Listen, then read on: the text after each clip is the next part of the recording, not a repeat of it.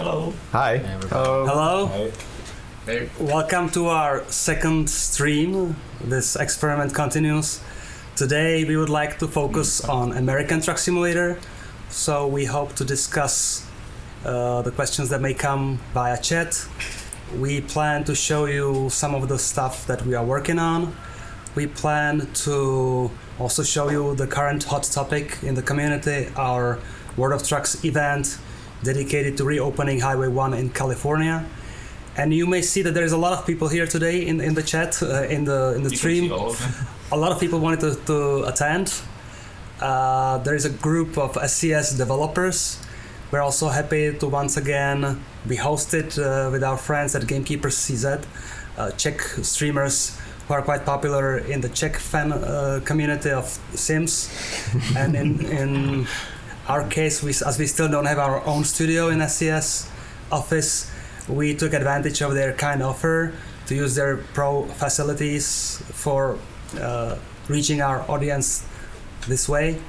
So we'll take turns. Different people will switch places behind the steering wheel. Different people will be answering the questions. We hope you'll have fun joining us for a while. And let's start with something for the visual thing.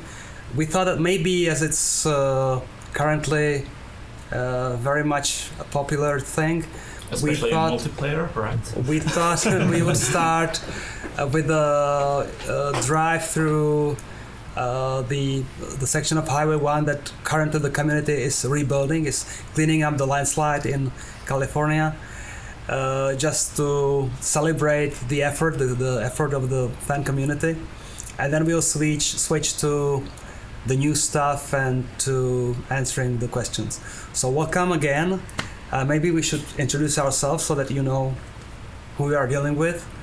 I'm Pavel, I'm the managing director of SCS, and I would like to now finally give a chance to speak also to the other guys in the group. So hi, I'm Thomas from YouTube and Twitch channel Gamekeepers CZ, and it's great to be here with SCS. So hello, I am Mikito, I am from Gamekeepers CZ channel, and we are really excited that we can stream with SCS. Hello, I'm Kartu. I'm working with some part of our community in SCS. So some of you may know me. And I give what another guy. Hi, I'm Andrzej and I'm a map lead on ATS. Hi everybody, I'm Patrick and I'm map designer on ATS. Hi, I'm Timmy. And this is my dog. And I'm doing everything like from PR and everything else. Did you steal just the kidding. duck? Yes, I stole the duck. Do we have any questions or something already? No, because I'm not reading. We're not reading the chat Maybe yet. we should start. Okay, let's start. Okay. Let's do the worst So trucks. let's switch places for the first time. Okay. 100%. Okay.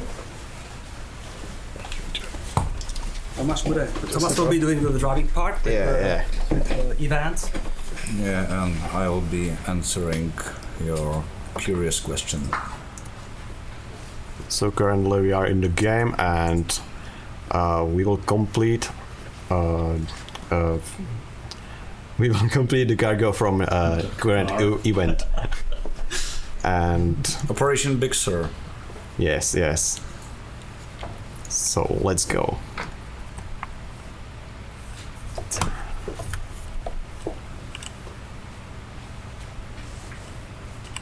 So maybe we could talk about current statistics. Do you have some numbers over there? Like how are the players progressing?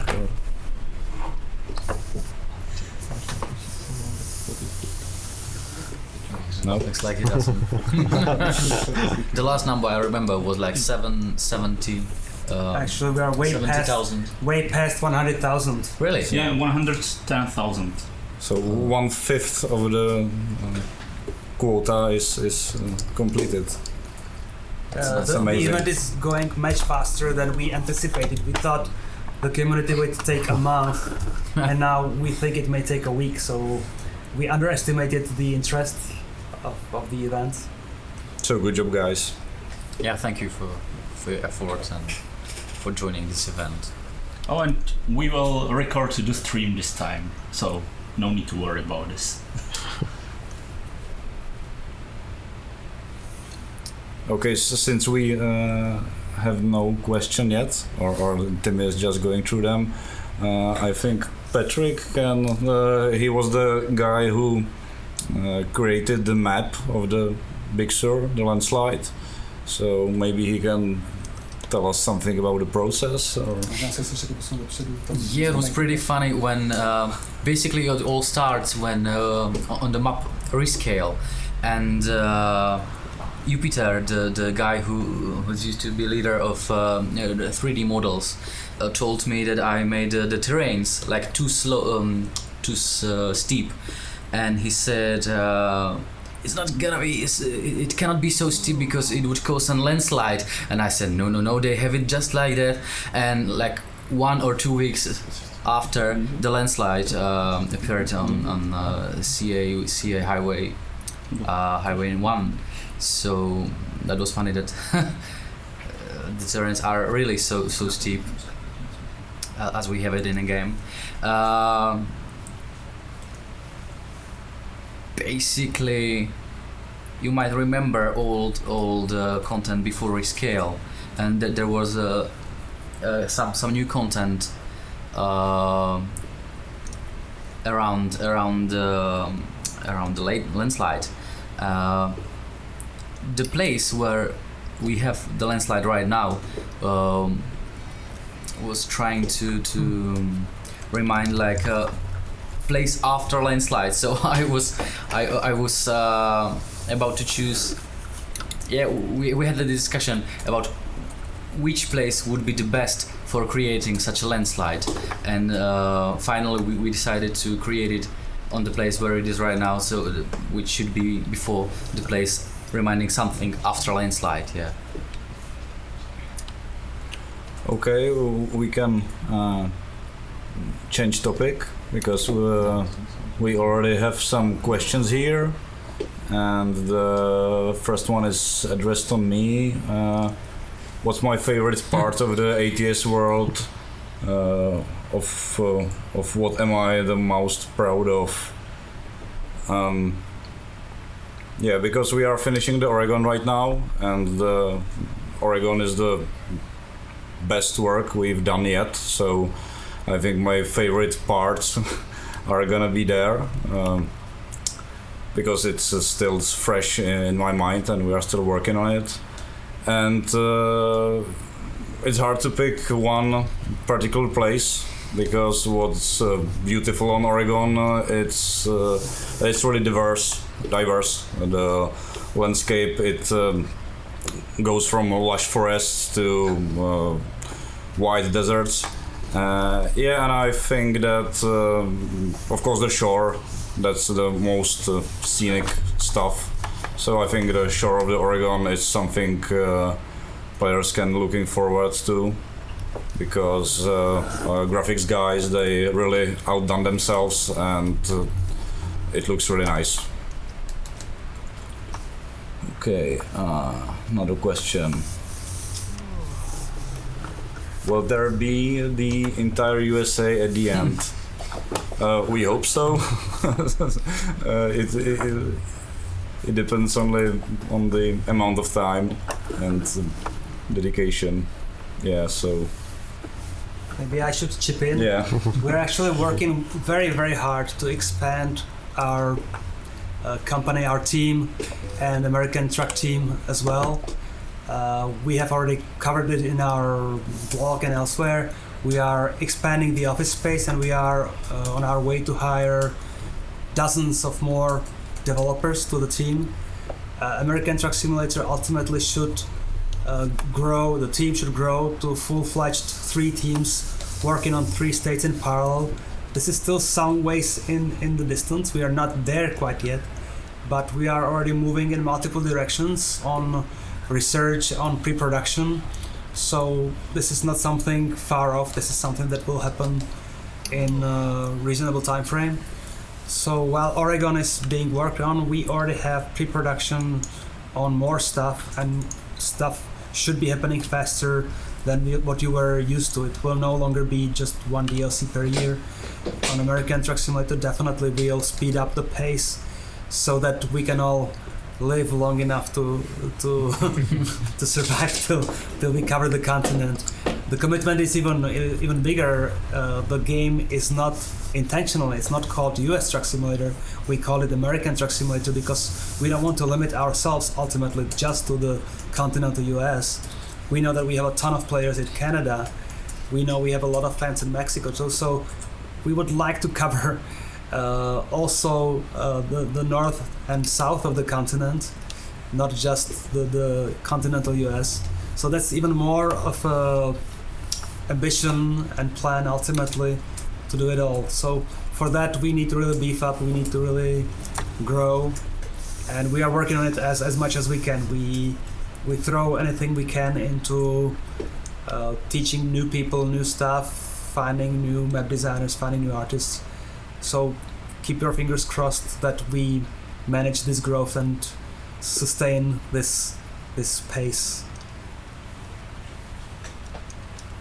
Okay, so we've got another question, and it's quite specific. Can we get longer trains in ATS? US freight trains are much longer than what we have. Well, the length of our trains, AI trains, is based or is limited by some technical limitations, because we have to spawn them somewhere, and it should be out of the player's field of view. But I think programmers and vehicle guys made some tweaks to the trains, and they are quite longer than they used to be, so I think players can also look forward to that.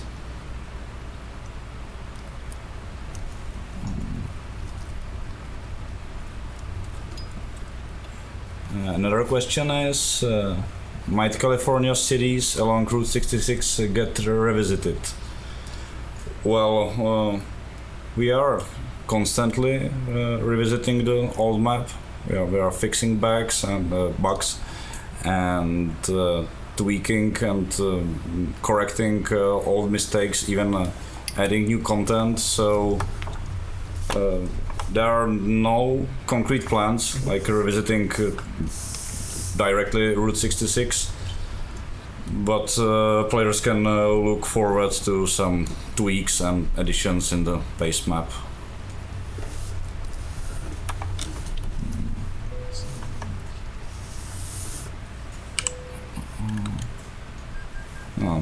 This question, I don't know if anyone here will be able to answer it.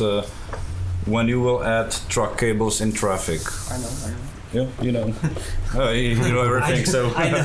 I have been in a meeting today where we're discussing this. Actually, simplified, but very, very nicely looking connecting cables will be in the next update of the game. This has already been resolved, so both games will receive cables, visible cables for the AI trucks as well, not just the player's truck. So to complete the impression of nicely looking vehicles all around you, this is important too. Fortunately, the implementation, as I've heard, is not too demanding on frame rate. The truck cables in your own vehicle are physics based, and there's a lot of calculations, a lot of computations done to make them work properly. For the AI vehicles, they are simplified but still looking very well, so you can look forward to this feature indeed.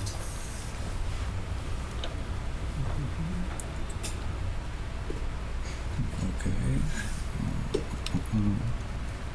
I think you can follow up with with answer to the next question, if there is one. How soon will the new trucks be? So Yeah. I think I'll have It's a some hard more, question. more talking than I was planning to do. We can switch places. Actually, we have some very good news. We already have signed one new license, but I will not name the names yet. We have already signed another new license. So we are arranging a trip to the US where we should record engine sounds, do the photography session. We should even get the CAD files, the 3D files from the manufacturer to help us get all the details of the vehicle just right, all the sizes and properties. So one license has been just signed. Another one is in very much advanced stage of negotiation, finally after so many years of trying. And we have a third one that's also quite far ahead in the discussion. So we were stuck for so much time with just two brands.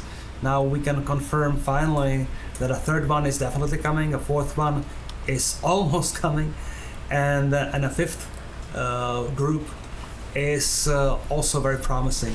In some cases, this is more brands under the same umbrella, under the same corporate parent. So if all this happens, we should pretty much have all of the US major 7 brands covered. That's now the vision, that's the goal for the next, how to say, maybe 18 months, 24 months. You know how quick or how fast or how slow it's possible to build a new truck. Usually our vehicle designer team needs about too many years to build a new vehicle with all the details, all the tuning, all the chassis variants, all the paints and all the toys and everything. So we should be able to work on 3 or 4 vehicles in parallel ultimately. That would occupy all of the senior guys in the team. So if we have up to maybe 8 vehicles now lined up in the optimistic variant, it may take up to 2 years to build this all, but the good news is that we will be starting very soon, and you will see us reporting on the progress finally. We were intentionally silent about the licensing situation. The talks are very sensitive, and we didn't want to say anything publicly that would endanger our discussions with the manufacturers, but now you will hear more from us about this topic, definitely.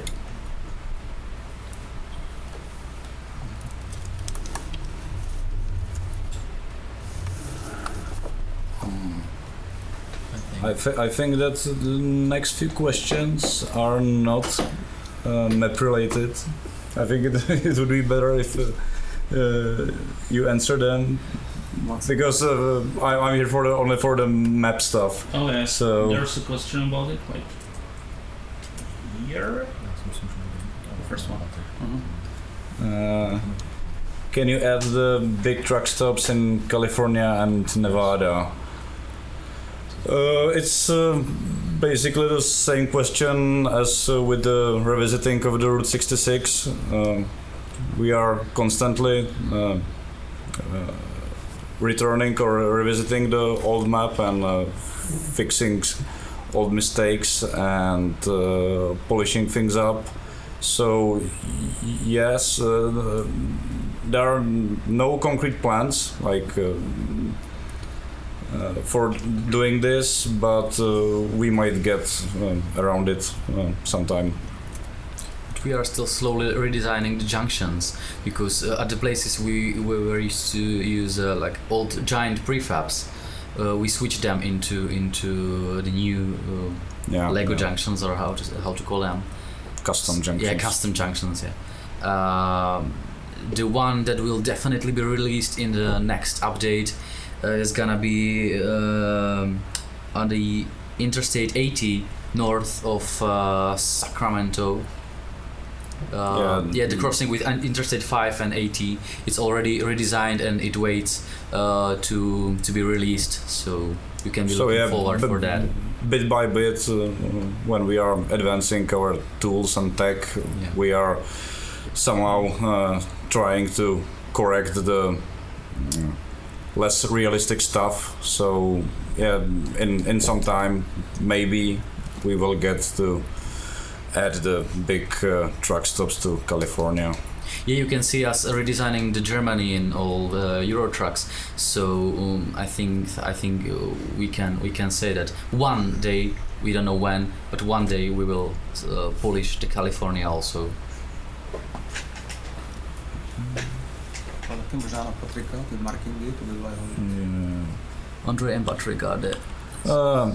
Next question is in Oregon and future map expansions. So will there be more detailed adds to road markings and road signs to make it even more accurate to the real life version? So it's a new road.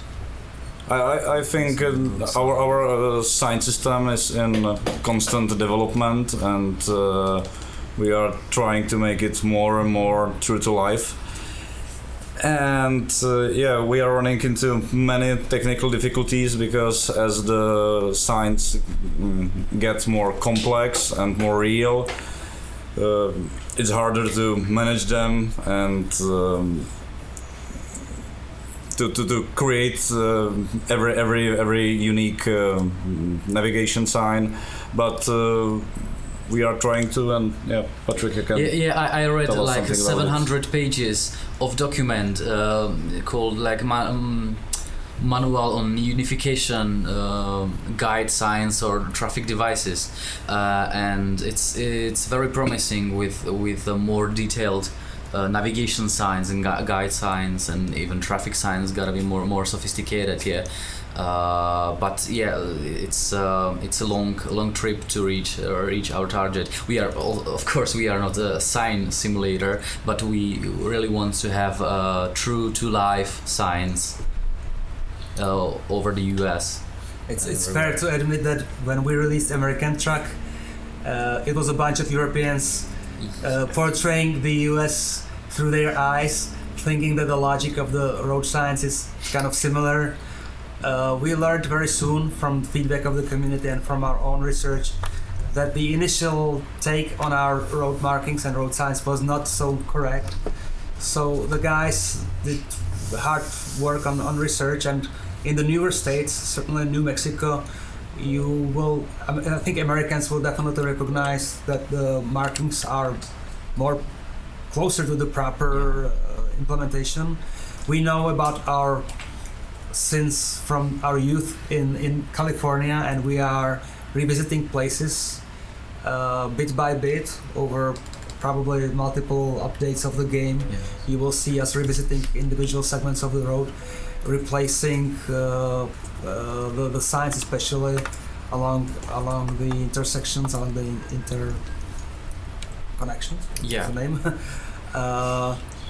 So this is also kind of work in progress, but the nice thing about growing our knowledge, our know-how, growing our team, is that we always can get better, and as we get better, we admit to the old issues and we owe up to them and we improve. That's always the commitment that we have.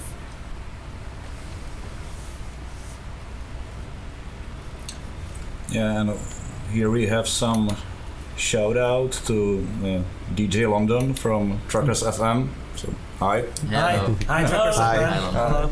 They are watching. Another question from designers. Are there any specific states or regions that we are looking for? Well, America is large and really a country full of interesting places and possibilities. So I think, like with the movie, you cannot pick your one favorite place or think looking forward to. So we are always looking to the next thing. So right now the states surrounding our current map are the things we are looking forward to, and of course we'd like to get to the other side of the continent, and it's hard to answer this.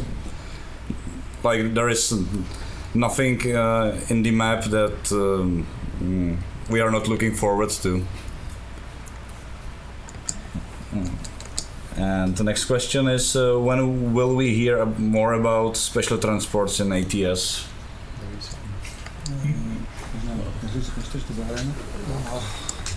Well, the special transport for ATS is pretty different animal from European special transport.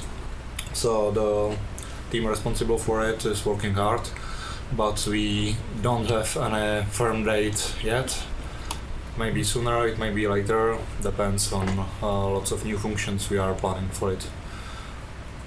I think we can't say any much more for now. Actually, we plan to show you some bit of it in our today's stream.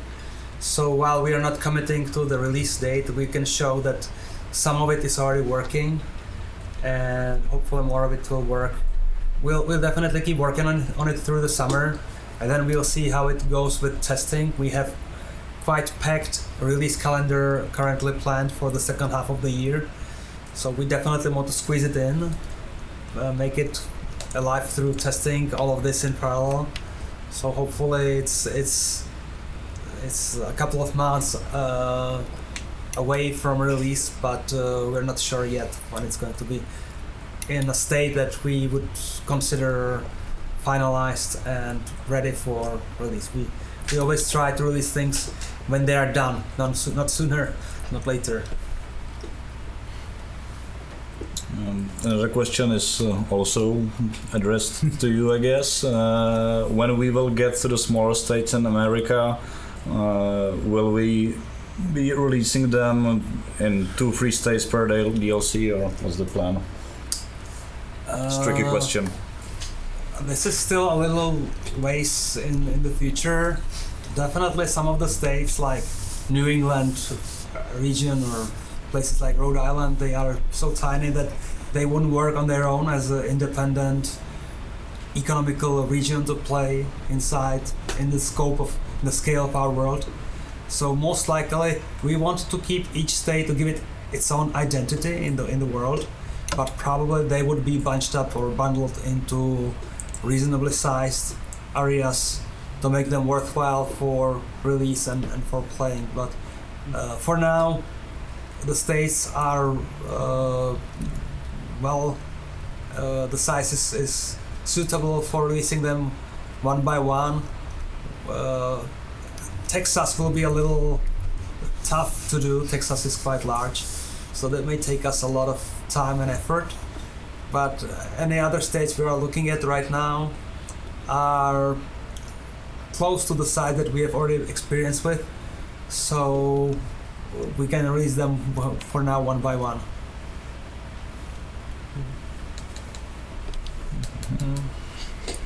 Next question is, will Left on Red be kept in mind for the states that have it, such as Idaho? Left on the Red. Left on Red, I've never heard. I heard about Right on Red, Yeah. but not about Left on Red. But if it's doesn't make true in much Idaho, we sense. will have it in game. I think I can say. I think the AI programmers and the guys in charge of the rules of the road would definitely be aware of any specific local specifics and cover them in gameplay. Yeah, they would be able to manage As crazy as any it sounds direction from on me. Red, so...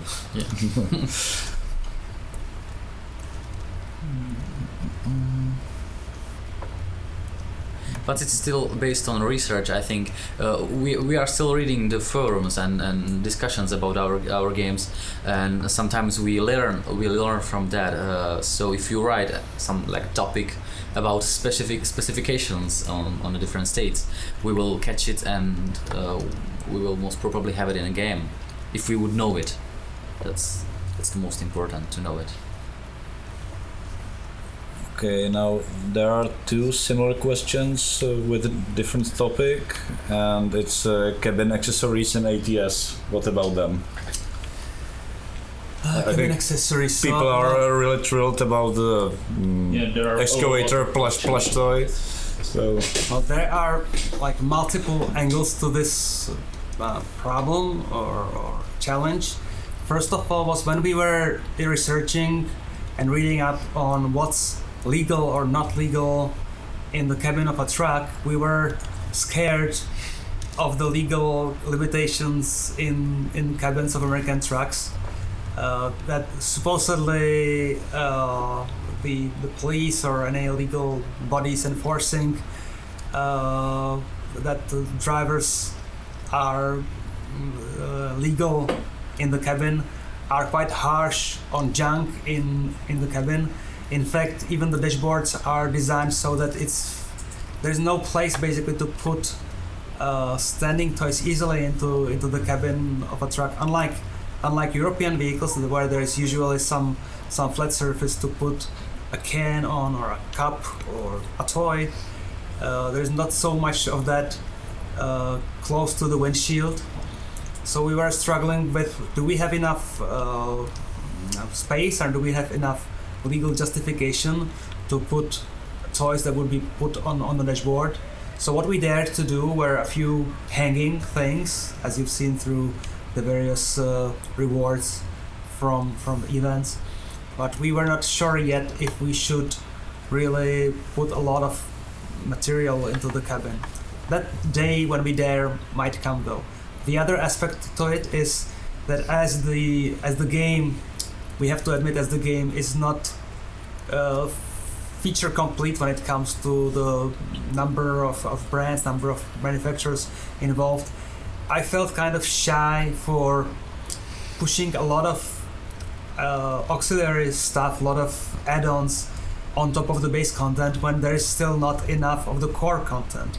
I would feel like we may be accused of trying to milk the customer base with not so important non-core stuff, while we are still taking time with the core stuff. So once there's more trucks, once there's more content, we'll dare more to come with cosmetics and to add these secondary objective things.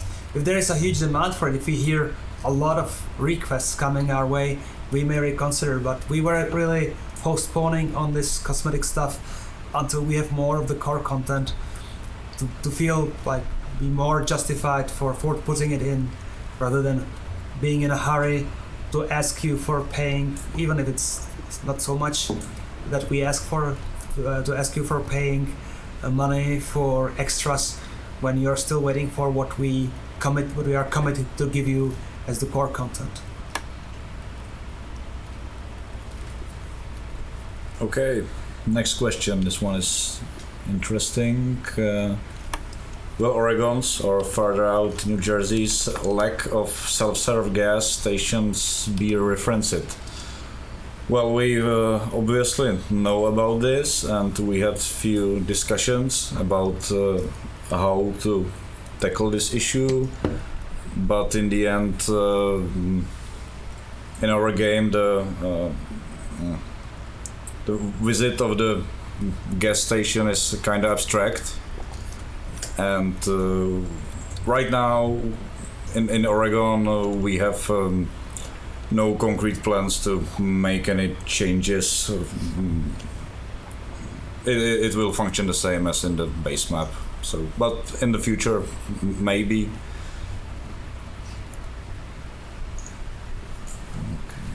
Yeah, we are very close to landslide right now. We will be there in like a few seconds. So you can tell us some funny story about development. Like how many bugs did you have to fix till it was done? Yeah, or? Basically, as we are still in a rush to give the players as much content as we can. It's my sin from the past. Yeah, I had to polish the whole road from Santa Cruz to down to the Oxnard. There were lots of bugs, like around 100 bugs, I remember. So in the next update, when the landslide will be removed and the road will be reconnected, if the players manage to clear it out, yeah, of course. The visual quality will be slightly higher.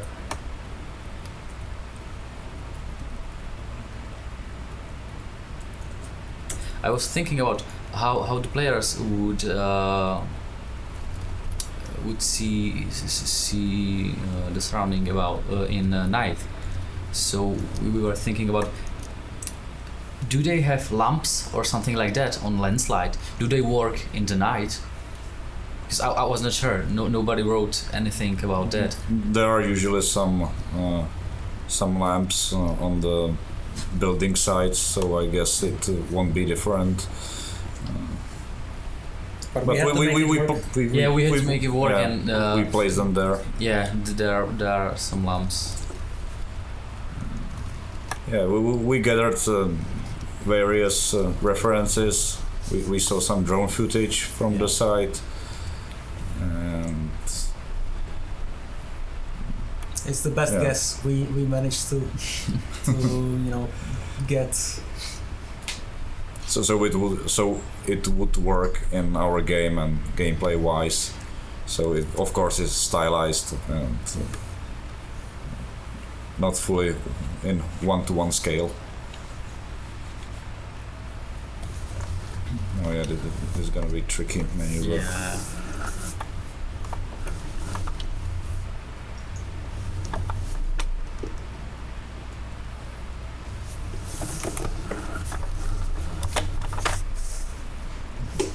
Everybody's holding their breath. Are you feeling stressed that you have to? We talk about this famous Czech streamer showing the game, and now you would prove not to be able to maneuver in a tight place. Hardest difficulty. It's dedication. Okay.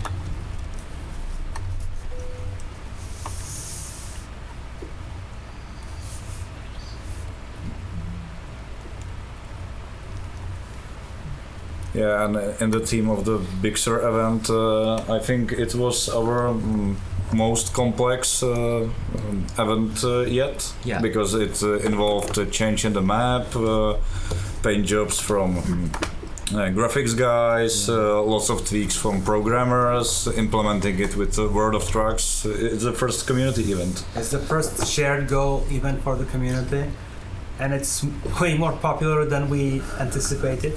Thanks for all your hard work and all the fantastic engagement. It's certainly very gratifying for the team, but also quite stressing for the team because we don't have a dedicated team that just is responsible only for the events. These guys are actually programming the core functionality of the future World of Trucks system, which is way more ambitious than just events. So any success on the events is actually always a danger that we'll ask them to do more on future events or make them more frequent or make them deeper at the expense of some of the other features that they are planning. So it's a little bit of a conflict of interest for them, but it's a very nice problem to have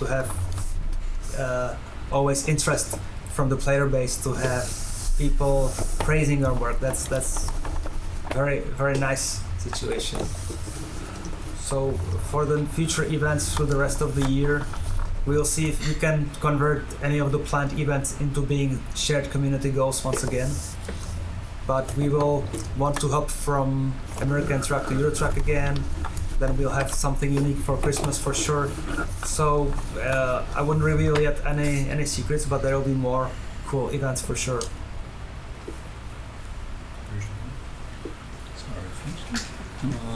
I would just add that this being the first community event, there is also a giveaway on Truckers FM, which help us promote this. So if you tweet your screenshots from this event, delivering or driving away, and with hashtag Big Sur, while tagging us, STS, and Truckers FM, you might win one of those DLCs. I don't know what else we gave Truckers FM. Actually, the incredible thing is that they managed to finance not all, but most of it out of their pocket. They are giving away just Steam wallet money, basically. So we gave them a few keys, but a lot of the stuff is there hard poured into and their wallet, kind of proving their word by them donating fantastic prices on their own. So these are very generous guys. They are fantastic. We love them. We sometimes give them a T-shirt or two, but ultimately this is a great team that I would, listening to their station, I would say are very professional already, and they want to prove it. They want to make a dent in the community. So hi once again to the DJs and on the staff of Truckers FM, because they're fantastic. They're great. Yeah. They're great. Oh, and there was an interesting question. Can we expect Oregon sooner than we saw the New Mexico DLC? Well, Okay, we can When actually we watch finish the the video, job. I think. yeah, I guess so. Yeah, Because it could be interesting. Okay, let's show the people- excavator was delivered. Okay. Okay. So one more job for the shared community effort, and then we'll switch to Or footage from. maybe I Oregon. would maybe put the video now. Okay, let's do Yeah, it. there are more. Okay. Let's do it. I'm already sweating in this chair. So. And there was some nice heads up from Not Wonder. Hi guys, in relation to self-service fuel in Oregon, diesel is exempt from the rule, so the current way as it is implemented is the correct way. So this was thank you for just the for passenger for cars. the tip. Yeah. So okay, we are already watching the footage from footage from Oregon, and here you can see our new industry, the lumber industry, and we are transporting I guess some logs from what do you say, to the timber site, lumber from the part of the forest where you gather the wood, and I think we are transporting it to some lumber mill, so they can process the logs and make some wooden planks from them, and this road is pretty nice, so we can enjoy it and see the new nice nature of Oregon around. I think this will be the visual answer to the question we are seeing here. How different is Oregon compared to current maps? In some parts quite different, because we're getting further north and the nature is changing a lot, so there's way more variety finally in the game compared to the more desert like places in the south. And of course Oregon, to me, seeing the various bottlenecks and the risks in production, for me the big question is if you guys manage to portray Portland just right, because it's a major city that is connected.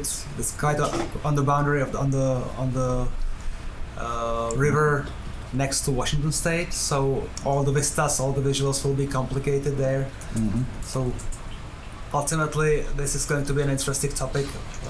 Maybe not to show today, but to Some counter- future stream. some future stream. Yes.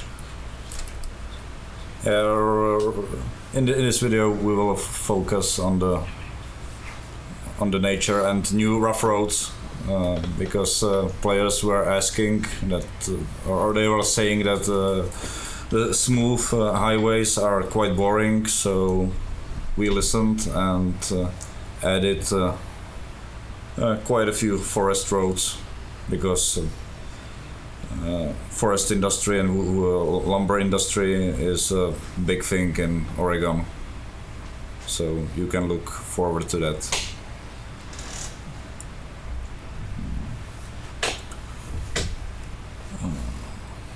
Okay.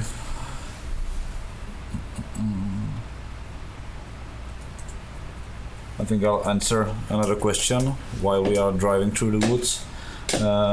When do you think you guys can implement parallel map teams? It's already happening. Like right now, we are in the process of splitting people into different teams, and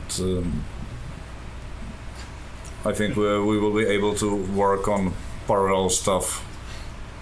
So Yeah, well, as far as I know, while we are finishing Oregon, there has been some work done already on laying new road networks for 2 more DLC. We still consider it pre-production. It's not fully staffed team. It's just the core stuff that's been doing some early layout work and some early experiments on new types of intersection or new types of geometry that we want to explore for the regions. So while Oregon is going to be polished in the next few months, certainly a small group will already go into another direction. So we already have some overlap between finishing an upcoming DLC and ramping up for production of another one. And by the time Oregon is finally released, we should have 2 full-fledged teams pretty much work in 2 directions, or 2 connections from the existing regions. So we are already well on the way to have parallel teams. And follow-up question for the Oregon: is it a paid DLC? Yes. Fortunately, fortunately for us, it is. It's a lot of work to create a new state. Currently, correct me if I'm wrong, but currently 14 map designers, 15 map designers. Yeah, and when we are sprinting to the finish, the team was the number of people in team was quite ramped up. So we will be able to deliver it as fast as possible, but right now it's about 14 people. Yeah. So just the map design, the people clicking the rows, the cities, placing the prefabs, placing the buildings, the landmarks. This is like 14, 15 people working for the past 3 quarters of a year. And on top of it, we have people dedicated to building the intersections, building the buildings. So up to over 30 people, I guess, are involved just in creation of the content. Then you have to think testers, you have to think programmers, AI guys who work on this. So ultimately, this is quite a lot of people we have to keep in the team and support them and their families on working on the content. So yes, I would say fortunately for us, unfortunately for some of you who hoped to get it easily, this is going to be a paid DLC. We have some little stuff here and there that we definitely will give you for free. We have this commitment of releasing new trucks into the game world for free, but when it comes to sizable pieces of content like state, new regions, new states, these are going to be paid DLC. We may be creative about some bundles and some smart ways to get them cheaper through various means, but ultimately this is paid content.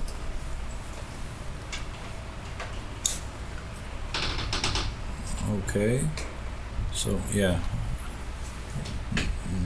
I will comment on what is happening on the screen. Right now, this one job was quite a short one. It was just from the forest to the lumber mill, and as you can see here, our approach to creating the docks or the company prefabs in our game, we tried to improve it. So the surroundings and the environment of the docks right now is much more detailed, and the lots of the companies and the area when the player will make the deliveries is now much more real and true to life. Yeah. Here you can see that the grounds of the company it's a lot better than it used to be. And I will try to answer another question. How many people did you have working on ETS2 and ETS 6 months ago? What about now?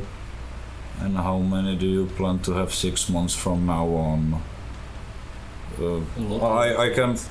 I can speak only for the ATS team, and in last 6 months the team was doubled.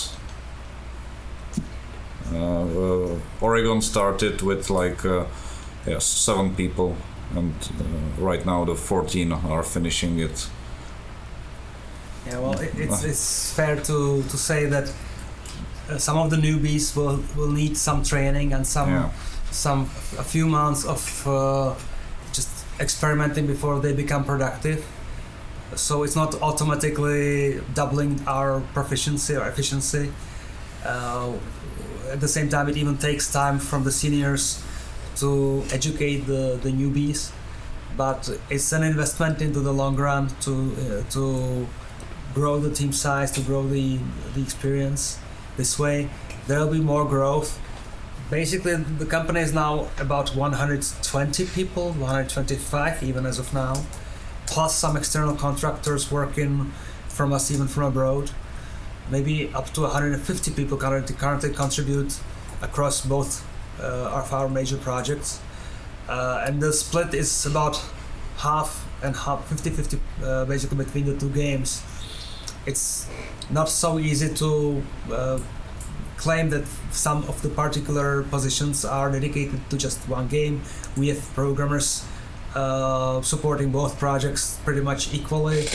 We have the testing group, which is also equally supporting both American Truck and Euro Truck.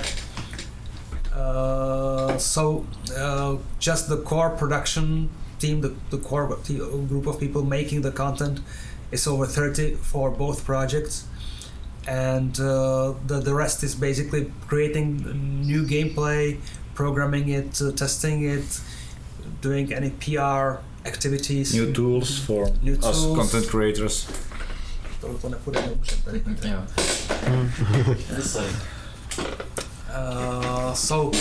the goal for now is, as we said, we are from September onwards, we should have another about 1,000 square meters of extension of our current office. So room for about 50 up to 60 more people. It's not like we need to hire or we dare to hire them all immediately, but we'll have the room for more. And we are looking some 20, 30, we'll see 30 people within the next half a year, 8 months, ideally. This is a huge growth. Again, this will mean a lot of people from the senior team will have to dedicate their time to training the new people, even at the expense, unfortunately, of producing new stuff for the time. But we think it's worth it to invest into more capacity as soon as possible, so that we can benefit from this larger team, or both larger teams in the foreseeable future. Yeah, and right now we are seeing another footage from Oregon, and I think it can pretty illustrate the thing that the environment in Oregon is really diverse. It's not just deep forest and muddy roads, but it's also about some open landscape. And double trailers are allowed in Oregon, so players can also be happy about it. Sometimes it's tricky to drive them through the narrow, windy roads.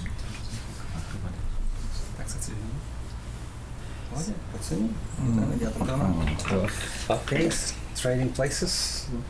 Sorry. Okay, in the meantime I will try to answer another question. Will ATS get more automatic gates like ETS2? Yes. We just passed through one, right? Yeah. So yeah, that's simple. The new prefabs, they have this function implemented. So Sometimes you're gonna see a lot more of that. Sometimes features originate, the ideas for them or the push for them originates with one of the teams, and then the second team for the other game is inspired to bring them also to their world. So very often the American truck team, as it used to be smaller and more kind of agile because of that, dared to open new features. Like I think the special events were first the random events. Yeah, the random events, were originally roadside a stuff. push from American truck team. So the game got them first before Euro Truck caught up. The problem with the European world is also that as it's more states, more countries, and more different markings, more different types of police cars and everything, it's more. It takes more time to implement it all across all of the regions that we have covered in Europe. So American truck team sometimes may dare to push ahead, has their life simpler, putting in new features. This was a case that actually the Euro Truck team had the moving gates first, Yeah. but then we are catching up here in the ATS with these cool features. It usually depends on when in the time of development of the project the idea for the new feature come, and I think in time that we decided to make the moving gates, the prefabs for the ATS were already completed. So and we reused the old docks from the base game, and yeah, but in the future with the addition of new companies and new docks, we will implement this feature more. Another question: what stuff is shared between the games? Are there shared assets? I mean, we share the same engine, the same tools. Sometimes some vegetation, I would say. Yes, so some generic assets can be traded between, like some rocks or some vegetation, but I think like 99% of the assets is unique for each game. Yeah. But the skybox is say more. What else can This we one. say? The pure amount of work that would have to go into this game is insane. Yeah, it is. Thank you. Could you give an estimate of how many hours you've put into this? Oh, that would be really hard math. Like, 17. I don't know how many man hours. A lot. I think we have this unique method of management and accounting on the teams that we intentionally do not have really detailed statistics because it will be scary and it would kind of it will lower the morale. It will lower the morale of the team if they know that they have a very limited, strictly limited budget, time-wise or money-wise. They would tend to do compromises where maybe they shouldn't do them. So we have this kind of iterative process where we look at one stage of the project and think, can we add more? Can we, put more detail here? Should we have some high priority and low priority roads and areas to build? And they are added as we allow for more time for the project. So we do not want to say ahead of starting a project, okay, this is definitely going to be, I don't know, usually we count in man months. This is going to be 100 man months for the map team, and that's it. You cannot just cross this line. This is your limitation. We make an estimate, we adjust it as we go, and then we never look back basically because we think it's worth it to just finish it to the full vision that we started with, or that we even kind of adjusted along the way to be once again to push the envelope to get better compared to where we were a year or two ago?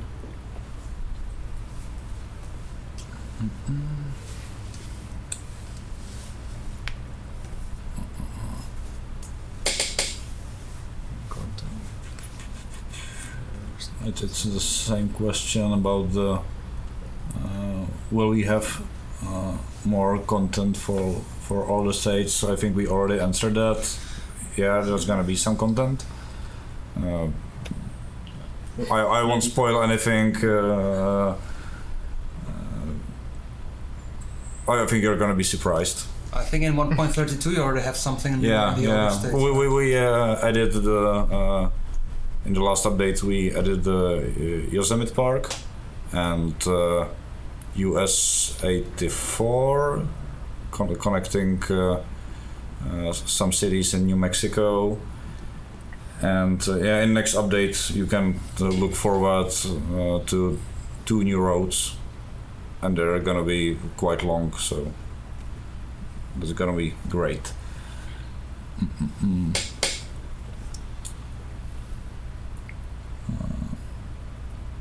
Have you experimented with new dynamic weather types to add, such as fog or thunderstorms?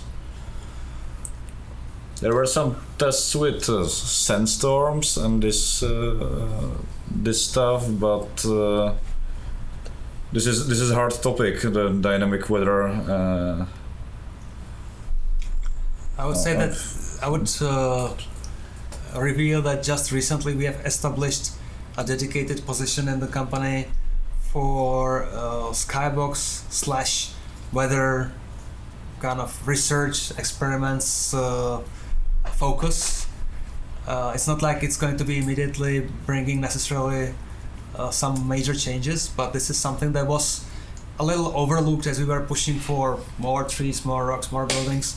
We have to also dedicate programming and design focus on the effects.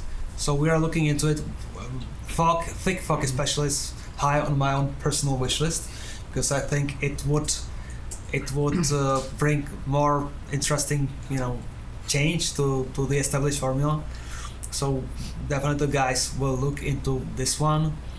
We'll see what more we can do. We will definitely want to improve the visuals some more, and weather patterns are a big part of that. Yeah, I think thick fog would be really nice here on this scenic view. You wouldn't be able to see it. So right now this was one of my favorite views, and players can expect a lot more views like this in the Oregon. Using the new tools. The new brush, we used to call them stamps tool, and with new terrain tools we were able to create much more detailed and nicer terrains and landscape. I think it's apparent from the footage. The biggest challenge in regards to making Oregon, I think it's like the contrast of the country, because it's not the same. We were used to make, like, Arizona was mostly desert, and New Mexico there were some contrast, but the Oregon has everything, like coast, woods, some dry and even the desert. Yeah, even the desert. Yes. You want to say yes. Desert. Desert. Desert is something you eat. Desert. Sorry, I meant desert. Sorry, guys. Yeah, sorry. So the variety, I think it's. I think your ambition with the open vistas, as it grows, it's actually eating more and more of your time to. Yeah, the sheer amount of content is insane. I think this is our biggest DLC road lengthwise, and the challenge was to create everything in time and to keep our quality.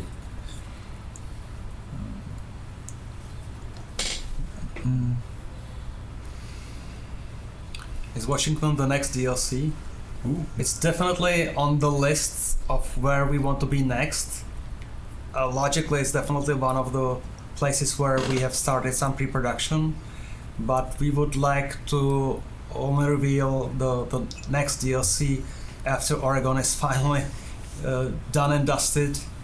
So we don't want to make just one big hockey stick world going. We have heard complaints that everybody has to pass through Las Vegas because it's kind of connecting the two sides. So ultimately we need to push to the east as well as to the north. But for now we want to keep this secret. And it's related what happens when a player doesn't own a state connected to the one they do own. Yeah. How would I tried to dodge this question, but if it's for you. so if you can take it. we still have a little bit of time to make the final implementation, make the final decision. It's related both to Europe and to the North American region.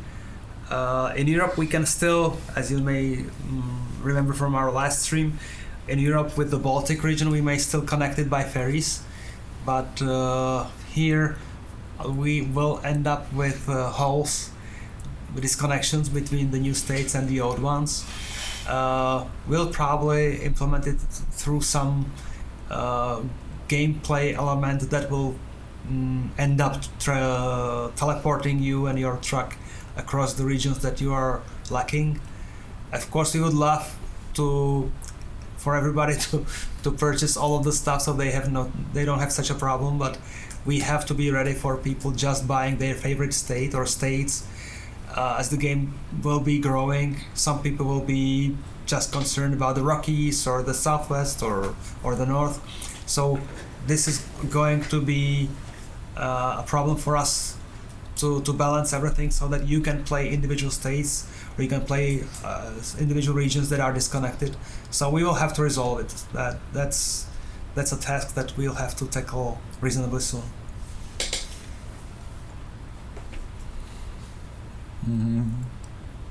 Here we can see, or maybe players can notice it, that with our improved tools we are able to create even more organic or true to life shapes of the custom rest stops and truck stops. So it's one of it's not a new feature. Custom truck stops and rest stops were already present in the New Mexico, but in Oregon we are pushing it even further, and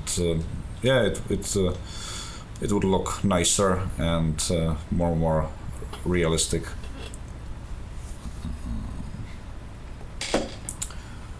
Another question, will there be a penalty for overweight at wait station?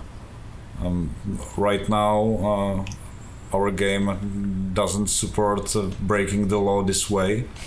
Well, right now the cargo that you will get will be within the regulations for the planned route, but as you may know again from our previous stream, trailer ownership is coming and the economy is being shifted towards cargo-based, cargo-oriented economy as opposed to just having a trailer as a basic unit of the economy system. So the day is coming when you will drive to a depot for a load, and it will be up to you to decide if it's okay or not to drive it through a particular region.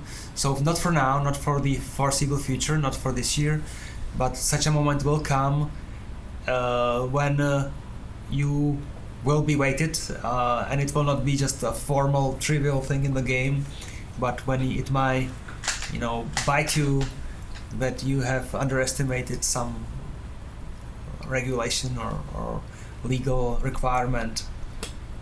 For now we don't have this in the game. And there's a nice follow-up question, as you talked about the trailer ownership. Any plans for licensed trailers? Well, actually, even for American Truck Simulator, we already have one trailer license lined up, a very cool brand.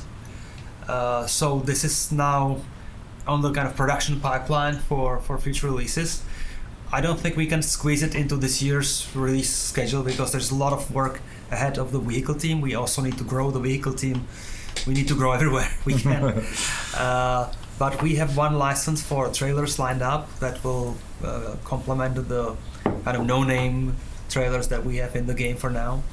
And we hope to get more because we really love when manufacturers from the logistics and transportation industry want to be involved, and this was just such a case when we were actually approached about a chance to be in the game. So we want to have more such successful cooperations and give our players what they love about the game, that it's more and more realistic, including the brands that make up the world and make up the experience.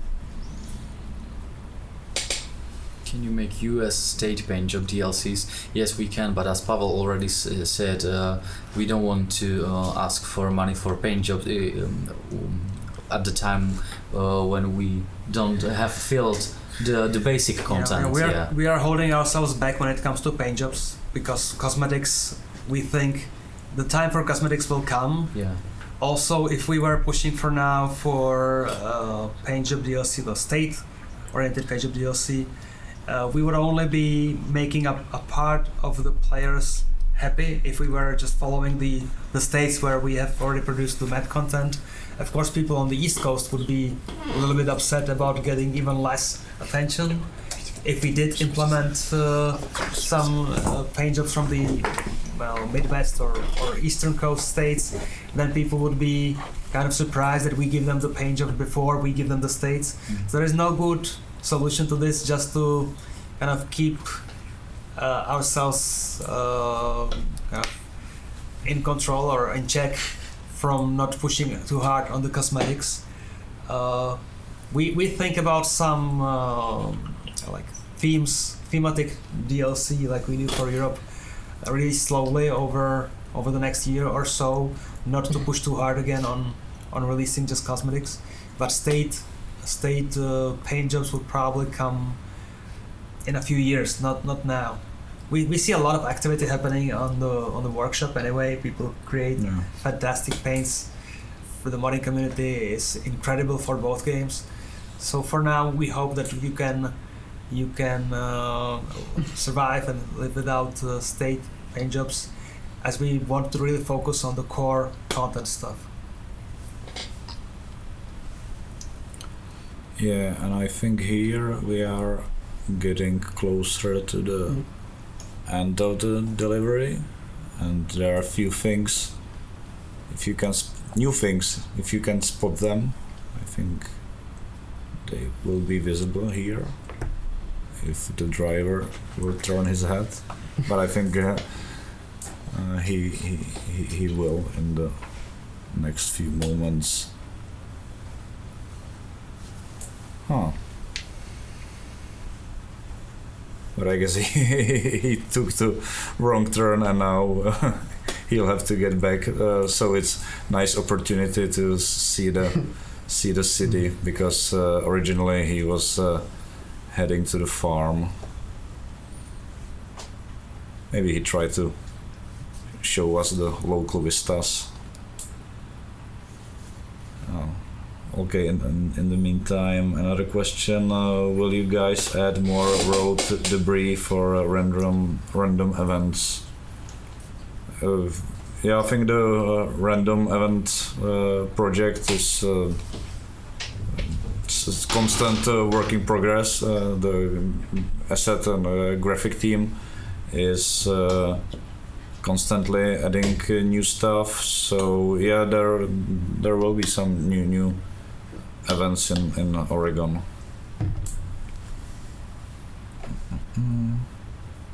Has the I-5 in Oregon got steep mountain passes on it like in real life? Yes, it does. Yes, yes, it has. Yeah, they are quite nice and quite challenging. So yeah.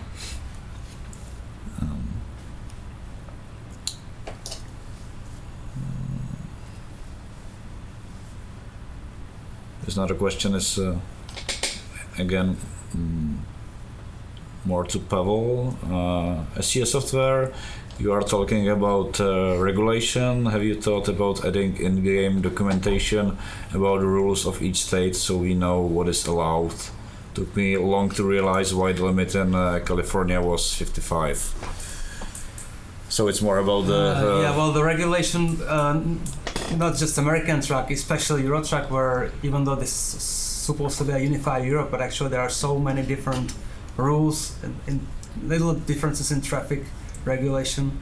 It's a big thing. If you wanted to go deep into simulating all this or into having all this knowledge somehow interface to the player, some of the like junior or not so dedicated players may be overwhelmed by all the detail. One day I hope, and this is my wish for the games, to be more educative than just plain driving and managing economy, to also have more geography info or more maybe regulation info available and accessible to the player as he drives or as he researches. So this is something that we will be looking into. Not sure how to explain the state regulations, but probably we should create some UI interface for that so that people can open it up for individual regions or individual states in Europe, for individual countries, to see at least what the speed limits are on highways versus local roads versus cities. Also in the US we have different states with different regulations on doubles or turnpike doubles or triple trailers, all that. Right now the game is aware of it internally, and it will generate the proper configuration of a trailer for you for a given pair of source and destination for the cargo. But as the game becomes more and more involved, bigger and bigger, maybe we will not be even willing to hold you by the hand all the time. Maybe we should put some hardcore mode out for giving people the challenge, also to planning the route or for choosing the tools for the transport. It's not the case for immediate future, but this is something we'll definitely be looking into in the long run. Yeah. I will jump in just to this quick shout. As I talked before about the new thing, I was talking about the water, and here we have reaction, nice water, thank you. So yeah, that's the new stuff. Right now we are able to create directional streams. We have animated foam decals and this kind of stuff. So yeah, the river streams will look much nicer. So yeah, good eye there. Will there be ice roads in the future? Right now, our time of the year is kind of unspecific, around the end of the summer, and our climate or the altitude above the sea isn't that high, so we would expect ice roads in this place and this time. So in the future everything is possible, but right now I think there are no concrete plans. No, well, this is certainly definitely something in the long term. One day seasons will have to be made for both games. This is still way off, but this is the long-term ultimate truck simulator with all the imaginable features. There may be a shortcut for alternate environments or seasons or weather patterns, and this shortcut may be the World of Trucks system and the event system.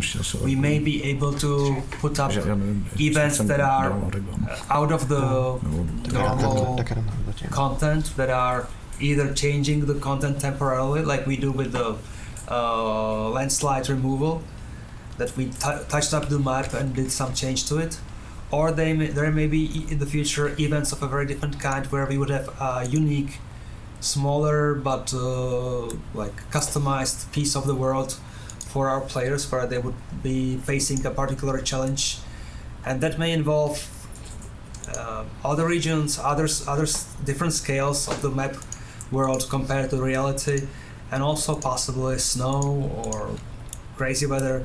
So this is also another like attack angle that we can use to bring you more variety and more fun, as the standard map content is very demanding to create, to make sure it's well connected to the previous regions, well connected by economic relations, well connected by the road network. So we may be tempted to do unique event-based content provided to you through World of Trucks. Now I see you're struggling with the steering wheel. Yeah, just moving it. Okay. Yeah, fight it.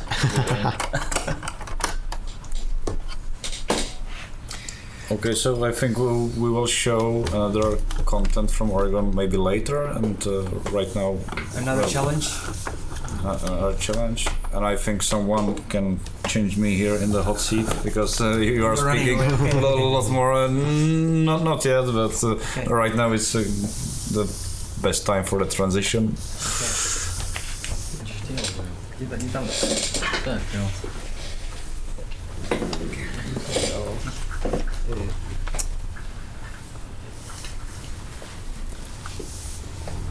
Hey. Yeah.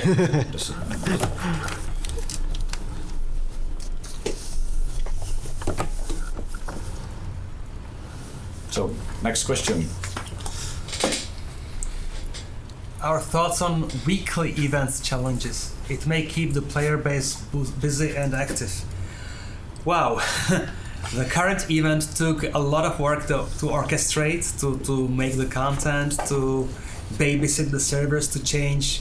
It's a lot of it is in the kind of the back-end database that we have to set up for the events to work. So we would like to speed up the frequency, to raise the frequency of the events, but for that we need to build better tools to have dedicated event team, having a dedicated live team for organizing the events and being able to support them. So this is still kind of midterm hope for us to achieve. It will be fabulous because people obviously find events like this very entertaining. We have so much praise coming from the community that we are really overwhelmed, and it's a big commitment that we feel that we should push harder. But weekly or even bi-weekly still ways off. We will be really struggling to get them every few months. We would like to give you an event for now. In the future, we would like to have not just one-time events that just come and go and disappear in the past. We would like to turn them more into something that I would call, maybe it's not the right term, but what I would call them quests if it were a standard fantasy RPG, something that you can decide to participate in, finish, get the reward, and move on to another quest. So something that would be around for new players who appear, who discover the phenomenon of truck sims later on, so that they could still come back and replay particular events that the community has already been through a year ago. Some of them may be so unique that they will just be one-off, like this one. Once we clear the landslide, there's no way back. But some of the other events, like the French Connection in Europe or some other events, may actually be turned into something that's in our repertoire for some years to go. So that would again expand the fun for people who for whom the base gameplay is not enough, who want to have some variety.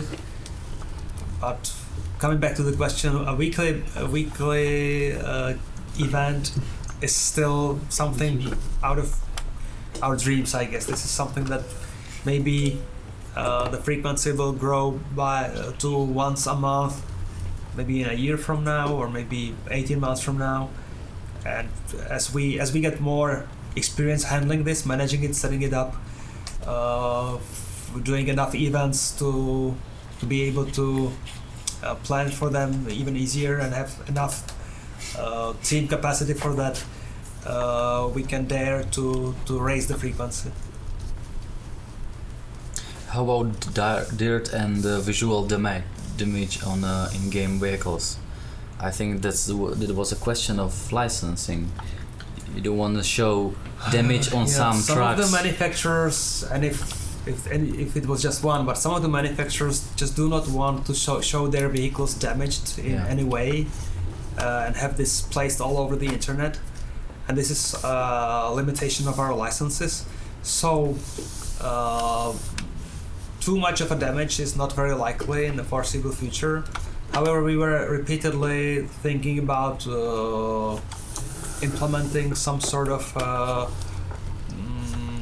getting trucks dirty and having to go to wash them. Yeah. So this is something that depends more on the bandwidth of the vehicle team to create another UV layer for the dirt on the vehicles, on the trailers, and for the programmers to come up with shaders that would display this. This is something in the wish list for sure, but I cannot make any promises on schedules for such a feature coming to the game. It's for sure one day it will be in the games, not in the near future. Can we add option from fog lights? I think when we will have fog, it's possible. It's Isn't more it? like a question for Pavel, I think. I'm answering too many questions. Yeah, I know. Sorry. I don't have any good answer for that. Of course, the more light we put into the game, the more demanding the rendering is. If each light is being cast on the world separately, sometimes some of the things we do or do not implement, like not having shadows in the mirrors or having short viewing distances in the mirrors, which is also a frequent complaint, are basically just down to kind of protecting the game, the frame rate in the game from deteriorating beyond being playable. Having more variety of lights in the game also means higher hardware requirements, or at least pushing that direction. So we try to make as few variation as possible, not to have to combine too many different sources of the light. But again, this is something that we'll keep looking into as we add more technology into the engine, as we speed up, optimize some of the areas of the engine. It may open up venues for implementing more simulation details, including fog lights. Not for now, though.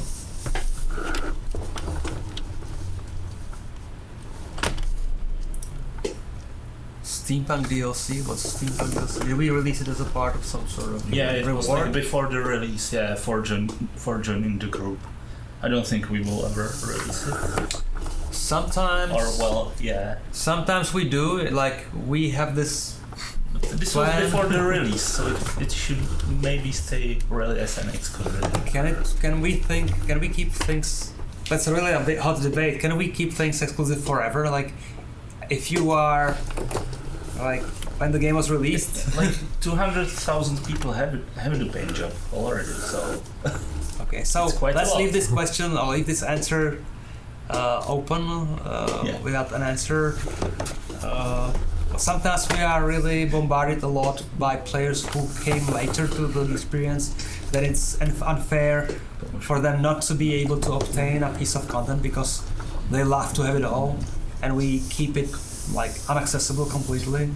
So when we feel such a pressure, sometimes we reconsider, sometimes we may want to keep the exclusivity longer, so we'll see. We were struggling with the maneuver, I saw. Yes. That. Because I put the machine right on the corner where you wanted to go. I'll turn around somewhere else and hopefully I will make it. Yes, maybe there.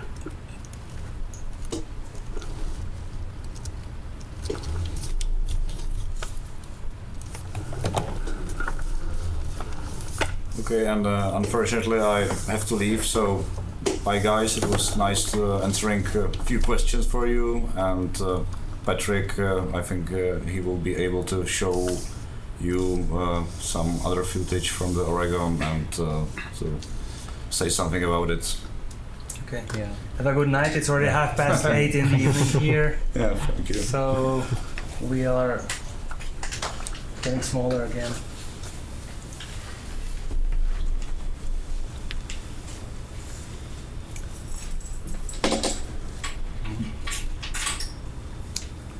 Will ATS get truck tuning pack? Well, related to our answers from maybe an hour ago, we try to limit the releases of cosmetic stuff for later stages of the projects of the project. Once more of the core stuff is complete, feels complete. So most likely there will be tuning packs for ATS as well, but not in the next release cycle, not this year for sure. We have 1900 viewers. That's a good number, Almost I guess. 2,000 now. Yeah, almost 2000. Yeah. That's nice. Thank you guys for seeing us, for watching us. Well, Tim is keeping all the questions to himself, it seems. Yeah. Like there are still some questions, but we don't know an answer to them, or I'm sure we don't want to answer them. So I'm not even posting them for you. Okay. They are not being relayed on the big screen. Okay. Do you plan on touring more around Europe and possibly more the world with your SCS sim trailer in the next few years?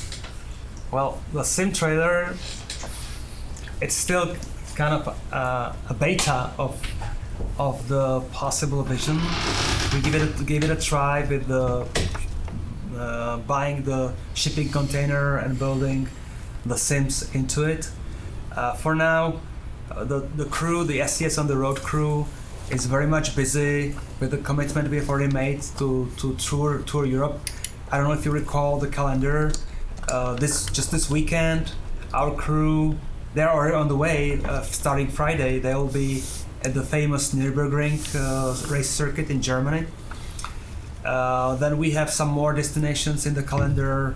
There will be Poland, the Netherlands, Spain, Hungary, Slovakia. We were at Hungary. Slovakia will be our own Czech Republic. Maybe some Spain. Spain is the wrap-up of the season. We'll be, I think, actually twice in Poland this year, because we'll be in the Opole Track Fest and then on Warsaw Game Week. There's also some game show locally in Prague where we may want to invite our local fan community. Yeah. So a lot of places for now. In principle, the way we built the shipping container, we kept the structural integrity intact, even though there is this huge door in the side. We can still put it on a crane or ship it on a shipping container ship. But that's a theory. In practice, we would probably be very careful about the sensitive stuff inside.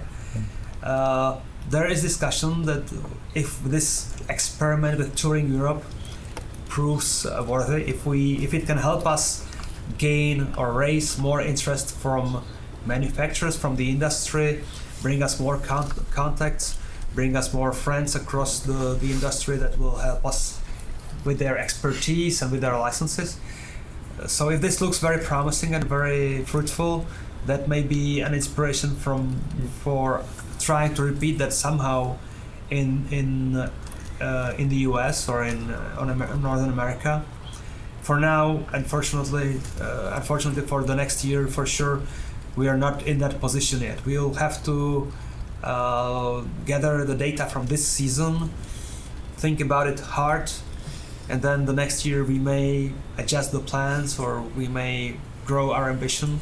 For now, we are very busy just touring Central Europe, or maybe daring as far as Spain.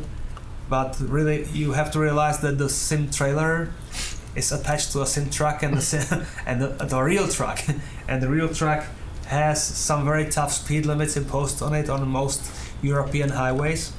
So when we go to a place like Italy or Spain, we may spend 4 days on the road getting there and back.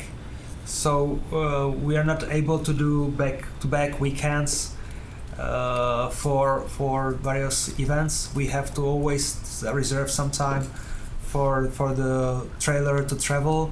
Meanwhile, the crew, some of them would follow the big trailer. Some of them will fly back to Prague and join another event. We do some rotation in the team so that not everybody is having to travel everywhere all the time. Sometimes we invite kind of guests from the other specialties in the company, like sometimes map designers or vehicle team guys will join the crew. We also have 2 major peaks of the season.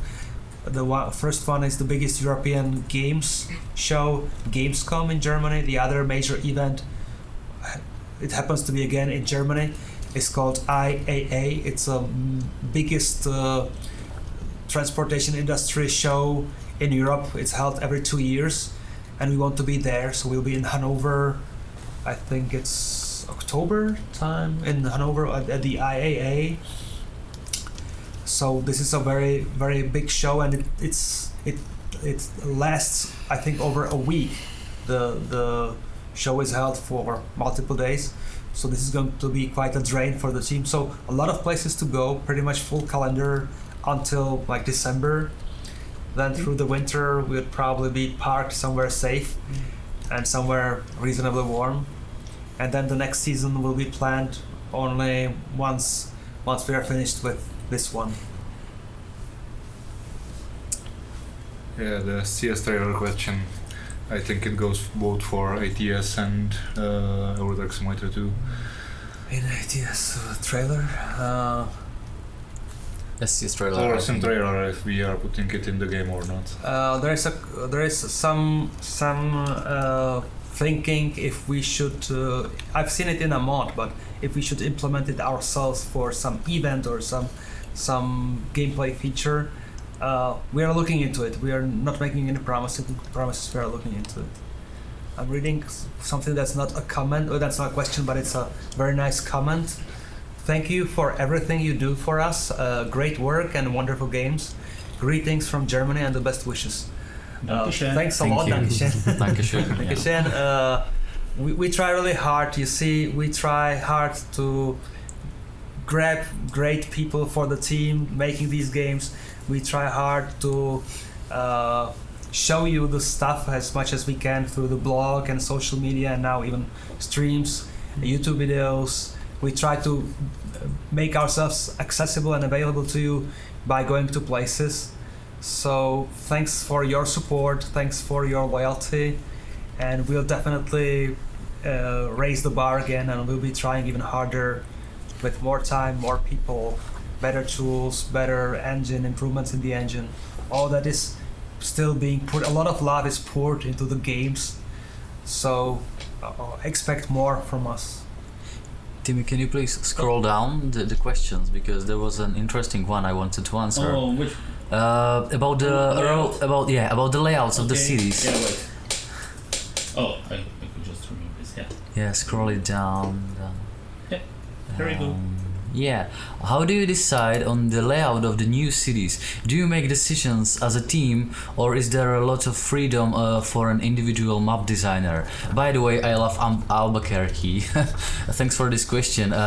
Basically, there are some, I would say, rules or something you need to respect when you do a layout of the city. There are some roads, like interstate roads, or important places like truck stops we cannot just skip.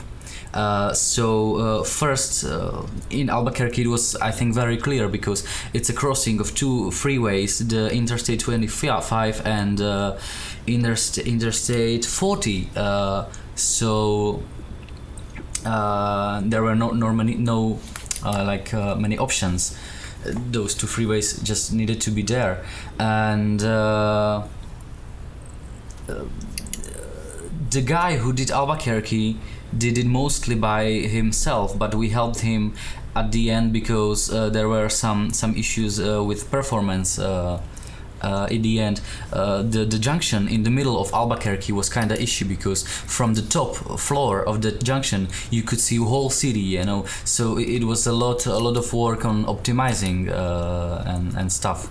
Well, so whole team was. If I can chip in, Albuquerque from management point of view, it was a big nightmare because we saw the map team dive into it full of confidence that they can pull it off. But they asked for more time and more time and more time and more cooperation from the programmers to pull it off because it was a really technically really challenging intersection, a really challenging city. And we gave the team the time they needed. Ultimately, the programmers came with some suggestions. Everybody was drawing on some previous optimization tricks to make it work.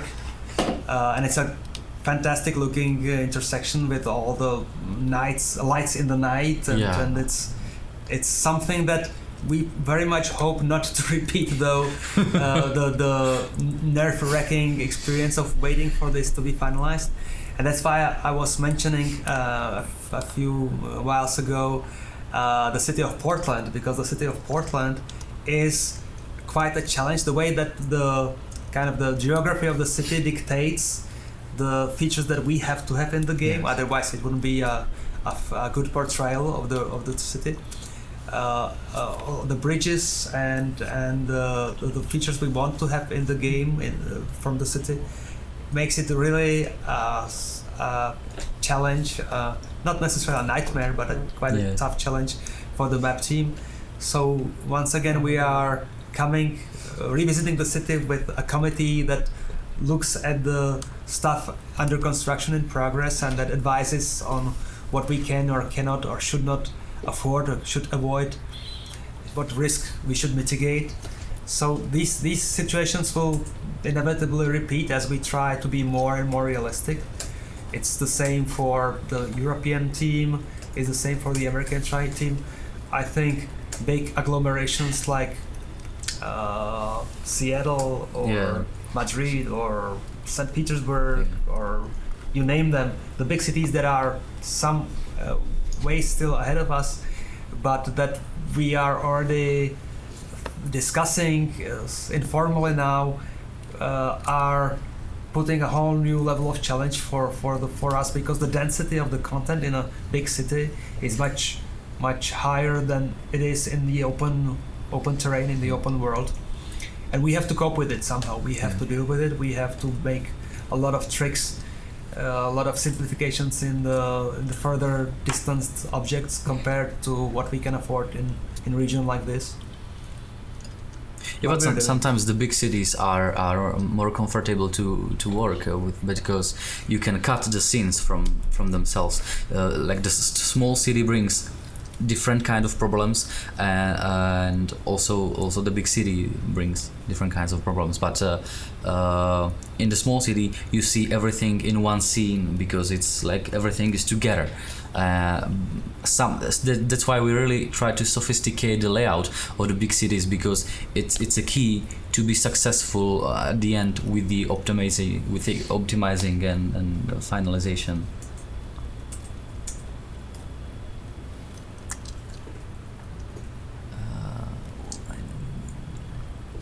North Carolina. Let's try this.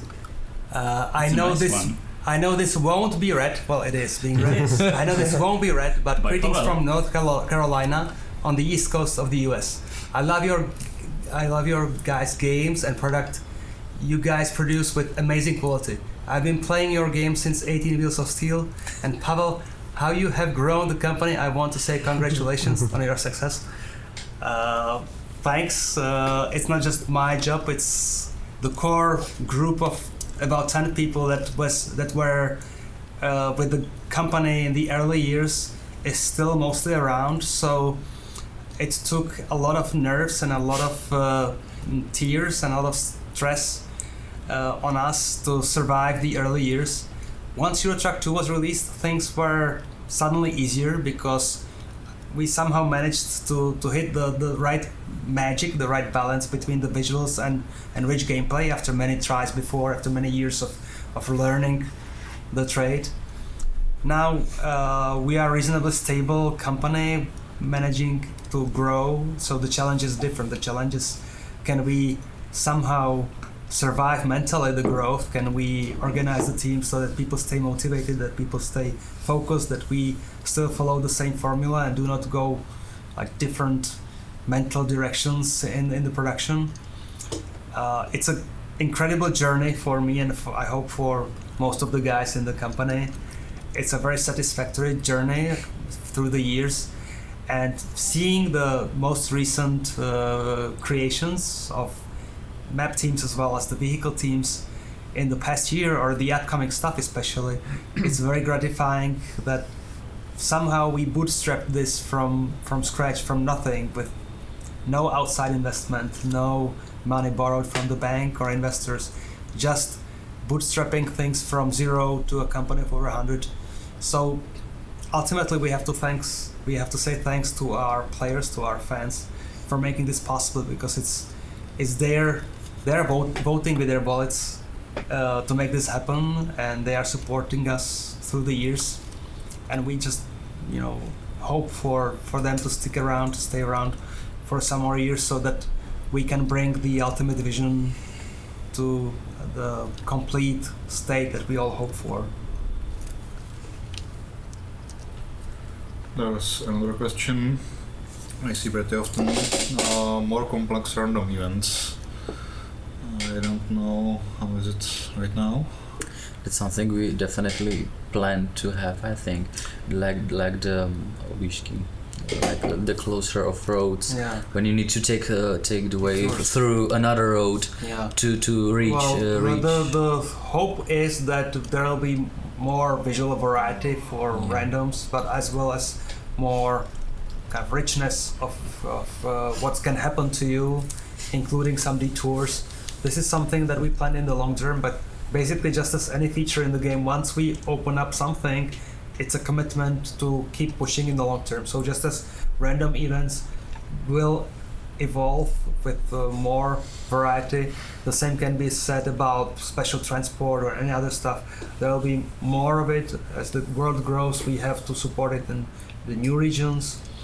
And of course, the people who came with these ideas want to expand on the initial first stage of the project into like richer experience. So there will be more for sure on topic of random events in both games.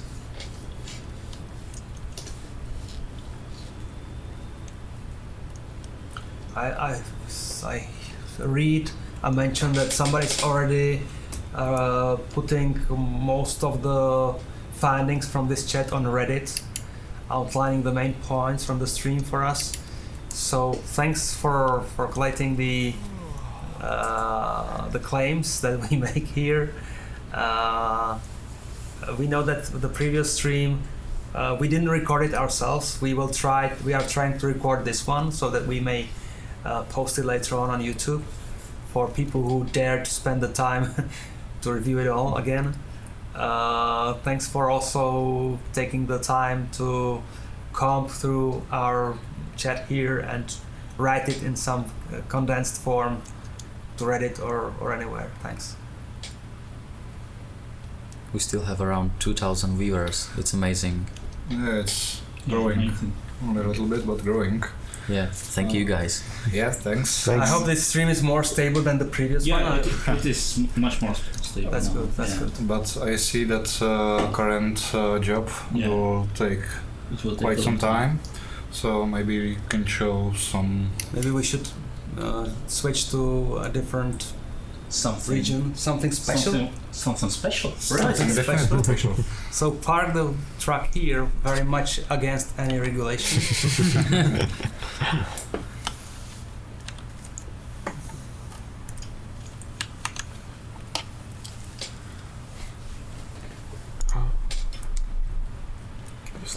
To ještě nebylo.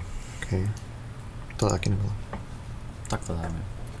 Že O, to poza nim Jak jest też. to special, tak by Jo, to takže to prostě.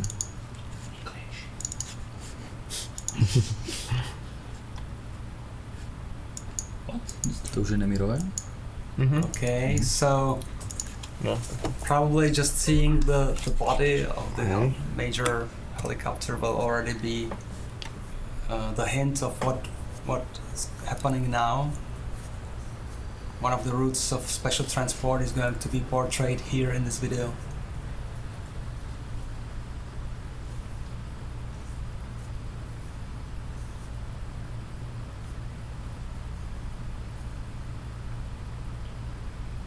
I think some of the stuff in here is just placeholder still. We still have to wrap up work on the follow vehicles, or many of the cargoes are still half finished. But the work on the routes and the testing of the passages that we can or cannot make with particular cargoes is in very much advanced state. So now most of the work is up to the vehicle team to wrap up what they started, and on the QA team to test the hell out of this.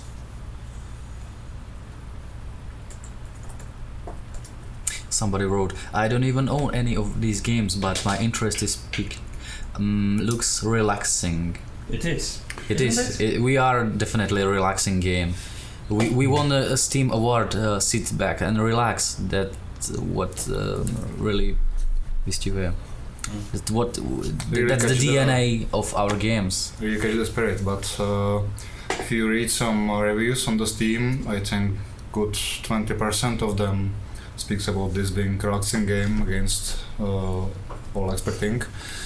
And there are different aspects of the relax in the game. Some people use their preferred albums of old music, trackers music, but I think even more use audiobooks. So take your pick and try it. We have also demo version on Steam, so Yeah, just give it a try. Yeah. When I pitch the game to somebody who doesn't know it, and I often have to do it when talking to industry people from manufacturers, transportation companies, it depends on how long a story I can tell. Yeah. But basically, when we started to make these games, we thought we are making games only for truck geeks, only for people crazy about trucks. It's turned out that over the years, we have amassed a group of players who are not really that much into trucks necessarily, but who are into exploring new worlds, exploring them in really this relaxed. We hear often a term is used, Zen gaming kind of capacity.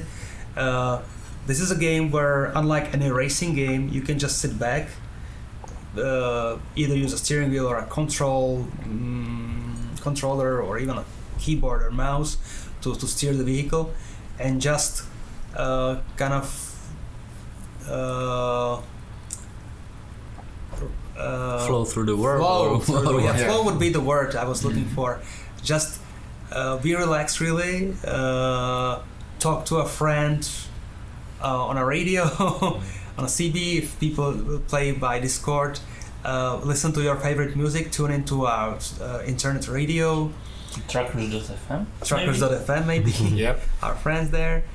And there are several kind of pillars to the gameplay. Some people play it because of the economy aspect, and they want to get rich and live through the dream of rags to riches story, that you start low as the hired driver and then ultimately build your own empire.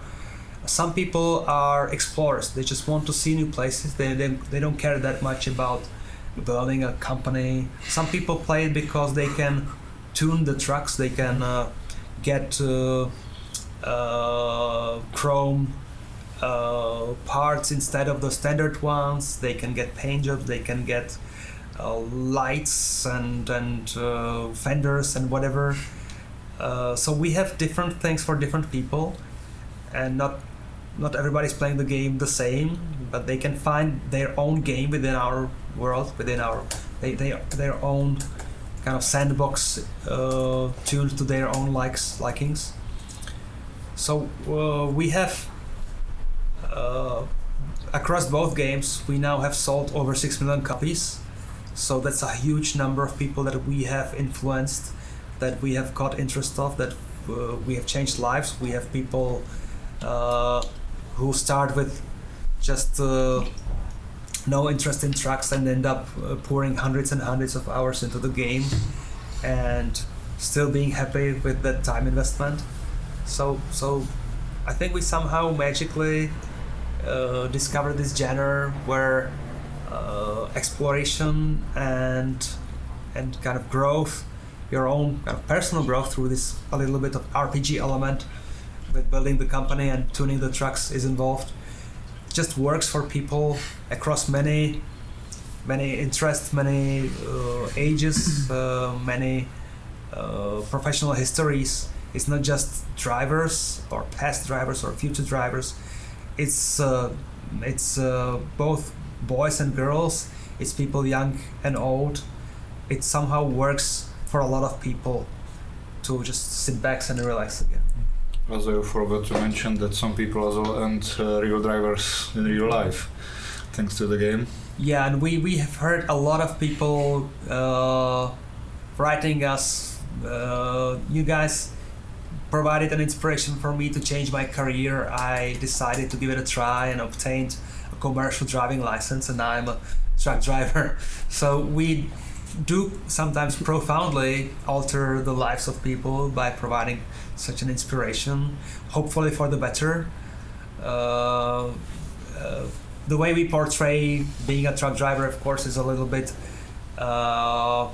rosy. It's a little bit more. I think that this is a hard job. It's a tough challenge. You spend a lot of time outside of your home, away from your family. So it's not for everybody. It's something that the game makes look quite easier than it is. Also in our game, you can make money quite much easier than it is in the real world. But as a sort of escapism element of it, it works very well for people just to enjoy having a good time with their computer. And we really like having so many fans out there playing the game, watching our stream. Which brings me to the question, will we be doing more live streams in the future? We have explained that this is the plan, not in immediate future, but we should build a studio in the office. Well, we now plan to outfit our own streaming and YouTubing studio within SCS office. Once we expand the office premises by another half of the floor of the building. So starting this autumn, we will be streaming on our own. For now, we are very kindly hosted by the guys from Gamekeepers CZ, a duo of local streamers who promote our games very frequently on their own streams and YouTubes. Thanks, guys. Yes, it's great. But in a few months we'll be competing with you. Sorry, we'll be doing our own stuff. So we will try to make it a more regular show, also a little bit shorter show than today, because we are already around for over 2 hours and still going. So we hope to turn it into some regular show where different people from different specialties in the company would come and talk about their stuff, show what they are working on, show how the tools work. This all is in the cards for the future, for doing more streams. For now, these two streams, the previous one focused on ETS2 and today's stream focused on ATS, are a bit of an experiment to see how we can cope with it, how we can survive the load, what it means to be streamers, and what it does with our kind of promotion across the community, how it's accepted by you guys, whether it's raising any visibility for the game in any media or something. So we will analyze this data from the streams and see if it's really something that's a big benefit, or whether it's something that we would do for the community, knowing that the community appreciates it anyway. So hopefully starting I think late September, October timeframe, we will be coming back to streaming frequently, or at least with some frequency, as opposed to an early experiment.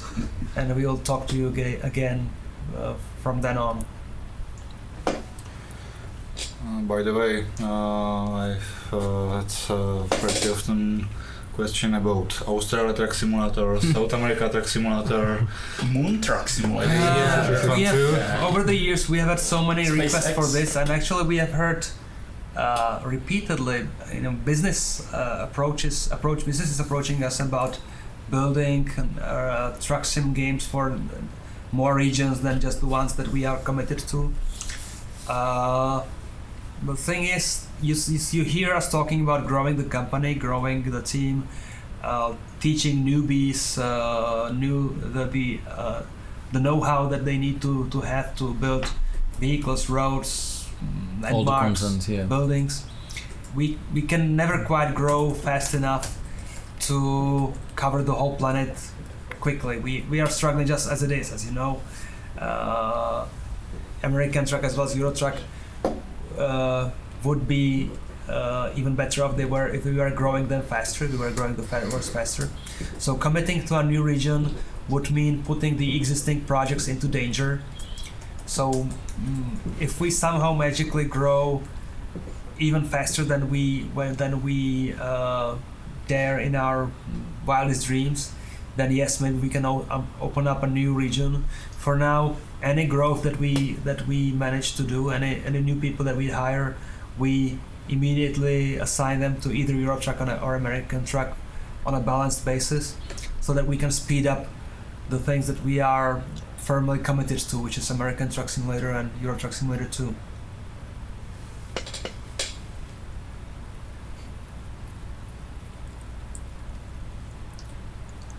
Lane departure warning, blind spot warning. Well, there's a question about adding more simulated or emulated features of modern vehicles, like lane departure warning, blind spot warning. I think the work on making the advanced vehicle features even more precisely emulated in the game is never going to end. We are always going to be improving. At the same time, we like that currently the game is a challenge to drive. Once we do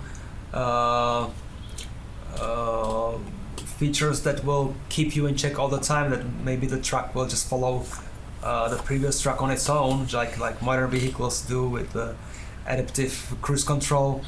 Some of the magic will be gone if the truck is too much autonomous compared to requiring some of your attention, or all of your attention for keeping the eyes on the road. So some of these features will be eventually coming to the game, but we would like to keep it at the core, a driving experience, not just being a little part of a vehicle driving itself on its own. Now we see that it's a challenge to navigate a tight bend. The truck driver needs to think hard about keeping the load from clipping the inner objects in the inner sector of this bend, the curve. So there's another question about other languages in the world of trucks. We plan something like that in upcoming version of the website. Well, there is, so for some years actually it's been going on. When we launched when we launched World of Trucks website, we started, I think, programming it in PHP. PHP on top of some back-end core functionality in C++. Now there is thinking that maybe for our mental health, switching from PHP to Ruby would make sense. Ruby is a more maybe modern language in the family of web sportive languages. The work is ongoing, going through some stages. With this, we would also offer more functionality on the front end of it, including also having translations for some of the elements of the game that are and only accessible there. the site should also finally be mobile friendly, so that's really that good. would be nice. Yeah. So it's not just working on the games that on what we would call client side of it, which is like the binary of the game and the data. World of Trucks is actually quite a complex system in the background, in the back end of it. World of Trucks is actually running in the cloud. On Amazon, yeah. On Amazon, we pay quite a nice amount, quite a few $1,000s every month for hosting World of Trucks servers and the bandwidth and the capacity. So World of Trucks is growing. It's a tough project for the group of programmers working and designers working on it, and we are still at the very beginning of the journey to make World of Trucks the umbrella project sitting above the individual games, providing the end game or the meta game to both games with deeper gameplay, companies that you can become a part of with other players, with the social element to it, with proper multiplayer across sessions, across united or unified persistent player profile. So all this work is being done and poured into the project in parallel to what you see on the surface, to map DLCs or tuning or new vehicles, new loads, events. All this is happening next to World of Trucks development, because World of Trucks is for us a strategic direction. We know that we cannot have a single player game forever. We know that we have to make it deeper and richer and connected, and doing this in a robust, scalable way, being able to support perhaps hundreds of thousands of players at the same time in the shared economy. It's all really crazy challenge for the programmers, but we are chipping away at it. We are patiently and carefully working towards this huge vision. That connects one more question pretty often.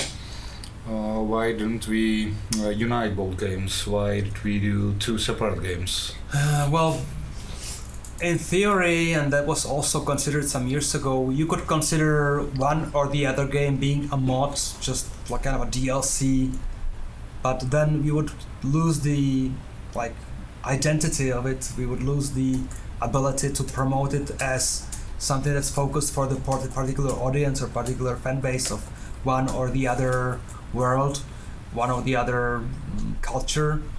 So we are openly talking about the games sharing the same gameplay, sharing the same principles, just having them customized for different regulation limitations, stuff like that. The content is unique. The content is really 99% built separately for each game. So we're not cheating in that direction. We are building unique content for two different games.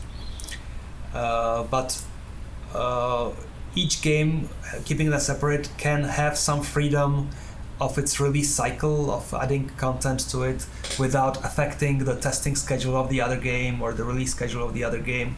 So we have this, having them separate means that the teams don't have to, and the problems that they are facing don't have to be overly complex in managing the same as one project. We can manage them as two separate projects, or actually as a bunch of projects, each under their own identity.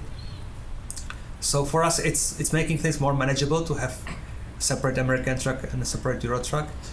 But ultimately, there will be kind of logical connection or a logical bridge between the two by the means of World of Trucks, where we are basically starting from scratch when it comes to company gameplay management stuff.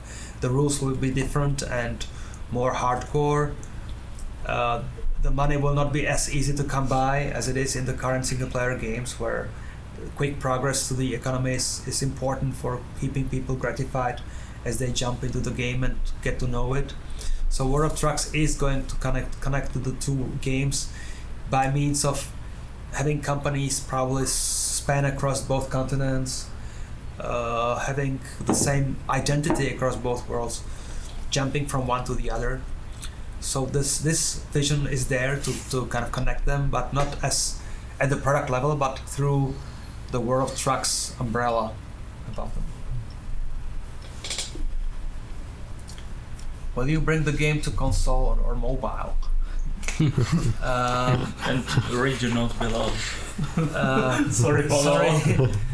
I know it's a tough question. We from business point of view, it's a blunder not to be on other platforms. If we were there, if we somehow one day get there, we will be more profitable. We get this information repeatedly. We are reminded of it with the success of the farming sim guys, with other games that made successful transition to consoles. For us, this is something that we are definitely keeping in our minds.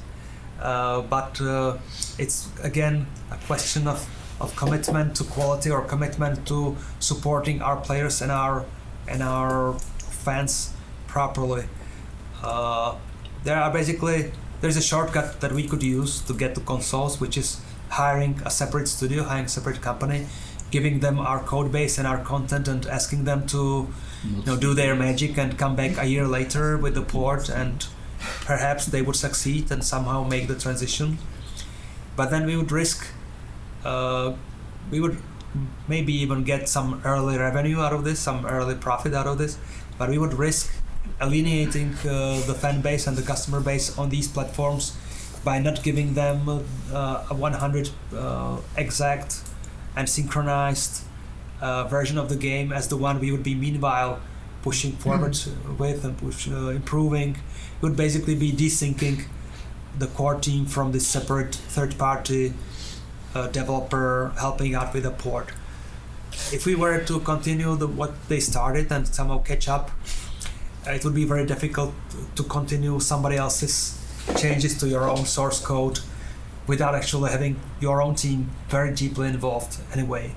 So for us, the more logical approach to ultimately conquering any other platforms is to try to do it internally, to grow the team, grow the experience, grow the bandwidth of the programmer team enough so that they can do it in parallel to pushing forward to the PC or Linux and Mac version that we have now, so that when the work is done on a port, it's not a port, it's a native version on a second platform or a third platform.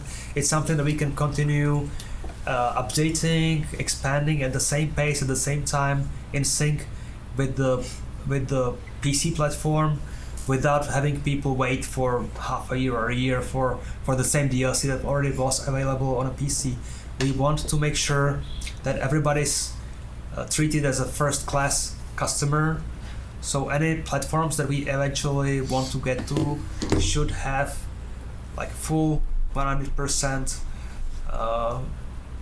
completeness, feature complete, comparable to the PC version. That would be probably and hopefully achievable for the big consoles. The current generation consoles are essentially PC in disguise with a powerful CPU and GPU. So that's doable. When it comes to mobiles, we'll see that the control scheme would be different. Maybe the detail would have to be lowered somehow. So that's more of a challenge. However, there is discussion across the games industry that the world is shifting towards streamed games, especially on developed markets where the bandwidth for streaming data to a digital platform like a mobile or tablet is already rich and cheap. So who knows, maybe a few years down the road our games will be simply rendered and operated somewhere on a server farm and streamed down to your mobile or your console or your PC, not played by your local CPU and GPU, but just using your screen as a client to render stuff that's being rendered 100 or more kilometers away from you. So that may be a trick for the mobile and tablet version, keeping 100% visual identity with the PC port. For consoles, the more typical approach would be to really have it playing the game on its own hardware. And this is actually that we already have some dev kits in the company to look into it, to experiment with, but I cannot yet commit to any particular time frame for a release or even confirm it. We are definitely looking into it. We hear a lot of people requesting, can you guys move over to PS4 or Xbox? I just decided that my PC is not powerful enough and ditched it, but I'm not planning to buy a new PC for now. Please port it over to PS4. And when is the game coming to Nintendo Switch? Yeah. This is something that we want to look into, but again, we prefer to do things right rather than fast. So to make it right, to do it right, may take us quite some time. Also, maybe we should warn people because we had some complaints from some of you guys that bought something like Eurotruck Driver or Eurodriver on Google Play, I believe. Oh yeah, there are so many fake games. It looks like nothing we present in videos. Those are not our games. I think we. And there is a lot of fake games. It's weird, like to say fake games. Yeah, well, we have started some legal steps to make sure our brands and our names are properly legally protected. This is in process, and it will give us and our legal team better tools to fight back against copycats, or not just copycats, but against people really abusing images from our game or making lookalike logos of our game across various platforms. So we are going to push harder on protecting our IP. At the same time, usually our focus at the core as developers was, let's make our game better and let's make it stand out and make sure that it's recognized on its own without bothering too much for chasing various teams scattered across the globe, just trying to make not even clones but even really fake games, pretending to be driving trucks in a world comparable to ours. But this is something that we are keeping an eye on, and we will be harsher on that in the future. So basically, just if you buy Eurotruck Driver on Steam, it's us. Yeah, I just read 2007 viewers. Okay, so we reached 2000. You guys just don't want to let us go. The next question is: what is the most pleasant thing in your thing in your work? You do answer that. Yeah, we can answer all that, and okay. I need to drink something. Okay, I would say I, as a game world creator, would say it's exploring of and doing the research. Well. And because we always do content based on some research, based on some real reference, but when you dive into it and explore that America is much more beautiful than you thought before, it's amazing. And then you have a chance to express yourself and to design it, to design your vision or your view or something like. Everybody sees the country in a different from the different angle of view, you know, and to me, I'm mostly responsible for junctions, and I'm always impressed how Americans can solve the difficult situation with traffic flows and everything. It's amazing. And the second thing, today I saw some live streams from our unofficial multiplayer from the Big Sur event, and I was touched. I really had to hold tears because it was so amazing. Like 100 or even more truckers in the row waiting to pick up the cargo from the Big Sur event. That was really amazing. I was as a creator of that content, of that event, of the scenery, I was touched. It was amazing. Thank you guys for being so supportive, and thank you for playing our games. That's what make us really happy. And reading the articles, like when somebody says I did a driving license on the A grade thanks to your games, it's amazing. Yeah, so like my instructor didn't believe that this is the first time I'm sitting in the track. Jo, už to ukončilo. So you guys were asking us what's our favorite place in American Truck Simulator, but what's your favorite place in American Truck Simulator? I would really like to know, because it can start some interesting competition between map makers. You know, what place is the best, or the most beautiful, or most interesting you one? You mean competition like Office Wars or something like that? No, I don't mean Office Wars. I mean the friendly competition. Oh. You know, friendly, yeah. Well, I fear that if you asked 100 people, you will get 90 answers. Yeah, someone loves the Historic Route 66. Historic Route 66. Yeah, we at in a recent update we add the decals on the road, because at the date of the release it wasn't there, and we felt like it should be there, because Road 66 is something we should pay attention to in American Truck Simulator. Yeah. Then there are answers. Arizona, whole Arizona, yeah. Grand Canyon. Grand Canyon. Thank you guys. Kelly Highway 1. Highway 1 in California. Thank you. After seeing Oregon, I don't like as much anything else. Oh, after seeing Oregon, I don't like. I don't anything else. Okay, I don't okay. know what was How about New Mexico? New Mexico, yeah. New Siemens trailer said Sisla, which isn't in the game, right? I think. Like It's just a mode from here now. No, it is in the game. The cement. Siemens trailer? Siemens trailer, yeah. Oh yeah, our famous trailer. Although Taiga Pass, or am I pronouncing it right? Taiga Pass Was pretty liked when it came out. Yeah, like 2 people said Farmington, yeah. Santa Monica Park, Santa Monica. and this. Wait, What else?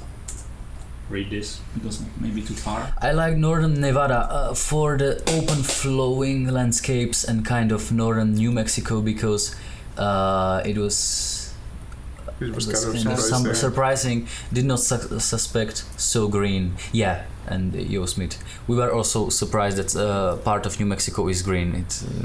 We didn't accept that. Really.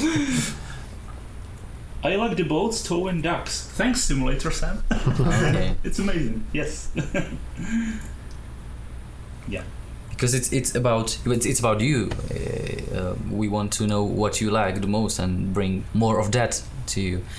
So I just used this opportunity to ask the community. So thank you guys for any reply. Okay. And maybe we should try and steal the topic to make it a little bit of an HR kind of grab. HR, someone was just asking about the job. One of the nice elements from my perspective about the company is that we, as we grow, welcoming the newbies and teaching them the tricks and finding that they can, in a few months, that they can produce more of the magic, building the worlds, building the vehicles, building the props, the landscape elements. It's incredible how much better we are becoming over the years as the tools improve, as the people know-how improves. So while for the people having to teach the new guys, it may be a challenge to balance the production and becoming kind of professors for the newbies. I think it must be very satisfactory for you guys when you come when you welcome a young pupil, and he becomes himself a craftsman in the skilled way. We're becoming skilled with the creation of the world. So we really like when people come with open mind and with an eye for creation. And as we need to hire 40 more people, 40, maybe even more. You're welcome to send in your CVs and in your application, and we'll see. I'll post the link. We'll see if we can accommodate you too with your particular combination of talent and skill. A lot of us are from modding community. I say a lot of us because I was also part of the modding community when I joined SCS. It's 7 years already. That's crazy. Yeah, that's crazy. Time flies so fast. I grew up on 18 Wheels of Steel, and I played it so hard. Then one day I just taught myself how to edit the map, how to change the environment and things. And when the like Facebook boom appeared over the globe, SCS also make a page there, and I post them some of my creations, and they thought that it's good enough to hire me. So now I'm working for SCS, and it's great. And are we still in Oregon? No, this is New Mexico. It's New Mexico. I see. It's New Mexico. And by the way, the guys from other community came to all the branches in our company. It was vehicle graphics, assets graphics, map designers like Patrick. So it's really open to lots of various skills. Also, Pavel, when you talk about hiring, we still need them to move here to Czech Republic, right? Well, unless there are very specific and special cases, we typically prefer for our dev teams to be assembled at the same location. There are situations when we hire somebody who works for us for a year or two and then moves back to his own place, but stays with us, connected with us on a daily basis. But for many practical reasons and needs, it's better to have a team at the same location. So we're talking about positions in our office in Prague, Czech Republic. But as we said, we have lots of guys from different countries, so being Czech isn't a condition just to move here. Where do you get your localizations from? Some of them are, let's say, less fantastic. Yeah, that's sometimes we use the power of community, and somebody helps us. One of the things. Yeah, that's one of the things. This is a crowdsourced effort. Basically, we have a profile, or to put it, we have a project on a system called Get Localization. Maybe not for long. No. Maybe we are looking into changing it because of some data loss. We lost a lot of history of the projects there, and it's a very unfortunate situation. But anyway, a few years back we were looking at translation. We hired a professional agency to translate our game into a few languages, and we ended up with not so perfect translation either. There was a lot of misunderstanding and mistakes in the text, especially when it comes to trucking lingo. The translators just didn't know how to translate some things, and we didn't know that they were translated incorrectly. So over the years we had more and more people contributing to improve the translations made by so-called professionals, and in the end we gave it a try and invited people from the community to create translations. In some cases the results are fantastic. For the bigger languages where we have multiple translators for each of them, they cooperate and kind of compete for each term to translate, to tune them to perfection. For some of the smaller languages we may have problems because we may have one translator, we may even have 0 translators at a given time when the previous guy just drops out, and the language is left half translated or even most translated. But then over the years, over the months, some changes and some additions to the game make the new texts untranslated. The benefit is though that we have at least partial support to over 50 languages right now, even some smaller ones. I don't think any even big publishing house would translate their game to over, 8-10 most popular languages of the world.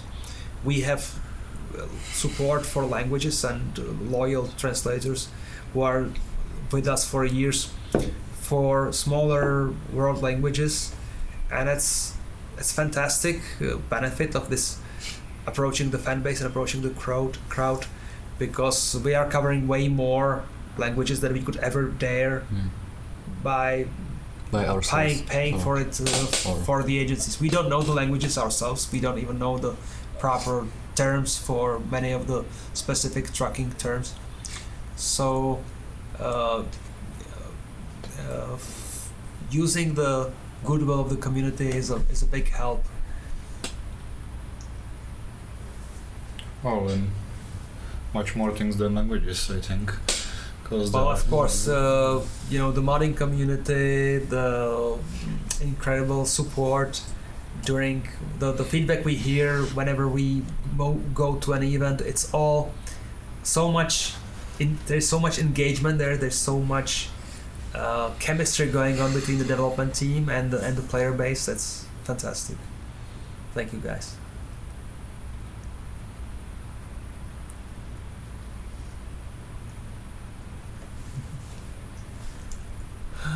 Could you make a little teaser on special transport? I think it was there. We had the. I don't know. what kind of And what kind of? We have already teased the helicopter repeatedly. Can we I say think- something else? What will be there? I would What keep kind it, of cargo can we? I would expect? keep it secret Yeah, for now. secret, I know okay. that Nemira, the guy who is building the Trajectories or routes, yeah.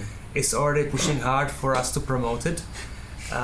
So we have another cargo pretty much ready to show you guys, but we'll keep it under wraps for a few more days until we reveal it properly. We have to keep something for teasing you in the coming weeks and months before we release it. And by the way, we have to say that we are not in New Mexico, we're in Oregon, Yeah, and there are still some issues With concerning. trains. It's work in progress. Perhaps some of you noticed. Yeah, they noticed. I said some of you. Work in progress. Yeah, well, you see that Oregon is very far into production, into Magic train. Let's keep it. It's a magic train. we are able to show a big part of it in a reasonably complete Back to the state. future. But from this point to the finish line, there is still some good amounts of work of tuning, optimizing, finding bugs, fixing bugs. So yes, there was a question initially early on. Can you release it earlier than you did release New Mexico in the previous year? We will not. That's our best estimate and our hope. We will not take until November to release Oregon. It should be hopefully fully finished at the end of summer. By then, the team, as we discussed, should be actually split in half, with one half of the team still staying with Oregon to polish it to completion. The other half already moving over to a new region, so that the new region will be in very much underway, very much under construction by the time Oregon is released. Again, hopefully shortening the release schedule, the release time frame, to improve the frequency, to raise the frequency of future releases of map DLC. Yeah, there was interesting question. But are there any must-have mods that you guys use? Aimed for us? Sisless cabin toys, maybe? Well, They are amazing. there are many great Yeah. mods. As Pavel said, the modding community is fantastic, adding into games things that we didn't yet. They have everything from tracks to graphic effects to more maps. So I don't think there are some must-have mods. It always depends on your taste in tracking. Or There were some nice mods that we admired, and then ultimately it led to hiring the developers behind them. Like many people, for many people, I think the nickname of 50 Keda would be very well known earlier stages of Euro Truck 2. Hi Simon, if you're watching. Now, of course, he is a core member of the team working on the vehicle. So sometimes mods are a great venue for joining the team and giving you guys more than we dared initially, than we ourselves managed to dream about, and then these crazy modders come our way and change our perspective and influence it, and sometimes even themselves do the hard work as part of SES to push the bar higher than we had it before. What do you think about increasing horizon render distance? Do you use some tricks? Anything new planned after Italia about horizon render distance? There is a technical limitation. We can put only some amount of geometry into one scene, and we cannot step over that. There were already some ideas about dynamic cut plane or something like that, but it needs to be developed properly to work good on any machine. Maybe in some parts of deserts where we render less geometry than in the cities, we can maybe extend the view distance, but it's how to say it, not very safe toy. It's a very complex. Yeah, it's very complex set thing. Of problems. Yeah. People must notice over the years that we dare for more and more open horizon, more and more viewing vistas. The trouble with earlier games like Euro Truck 2 when it was released, or the previous games before, people could definitely notice that we always had all the roads were always just winding left and right, always kind of masking the short viewing distance by obstacles in the world, by never affording to do long stretches of the road that would be a line without any bends. Now, as you can see when in here, we dare more and more to show longer viewing distances. There's still some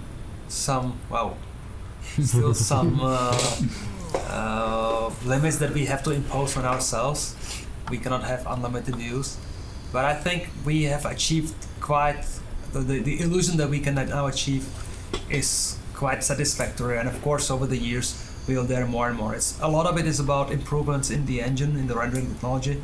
A lot of it is about providing the map designers with better tools so that they have means to create the worlds and manage the polygon counts, manage the draw call counts, manage the technical criteria for making it possible for the engine to render all this at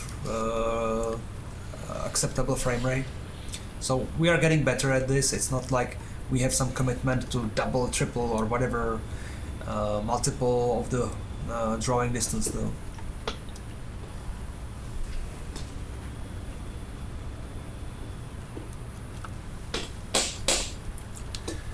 Mobile app to have TripAdvisor on smartphone. It's already mod, I think. Yeah, There's a mod for that. Actually, I think we may even control the domain still. At one point, many years ago, I have registered a domain. The name for our TripAdvisor is actually chosen not to interfere with anybody's copyright or trademark or brand. And I think we have a domain, tripadvisor.info or something. That was at one point intended to be where you download such an application or where you're gonna grab it. It just turns out that we never have enough bandwidth for everything. It's any programmer we hire, we throw into physics or game features or something. So we made an API, we made some APIs in the game that manage people to access some internal game data, and some of these applications built on top of this this SDK, software development kit, are incredible. They kind of make alternate element from dashboard on a screen of a cell phone or tablet. We may one day finally have enough programmers to also look into more of this and to maybe even do it on our own, but it's not in the cards for immediate future. It's something that our wish list is long, and we have it. We have a lot of things there, and this is just one of many.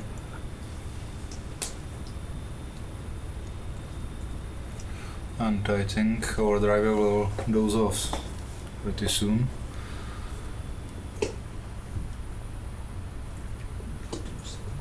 Question, but it was kind of answered, I think.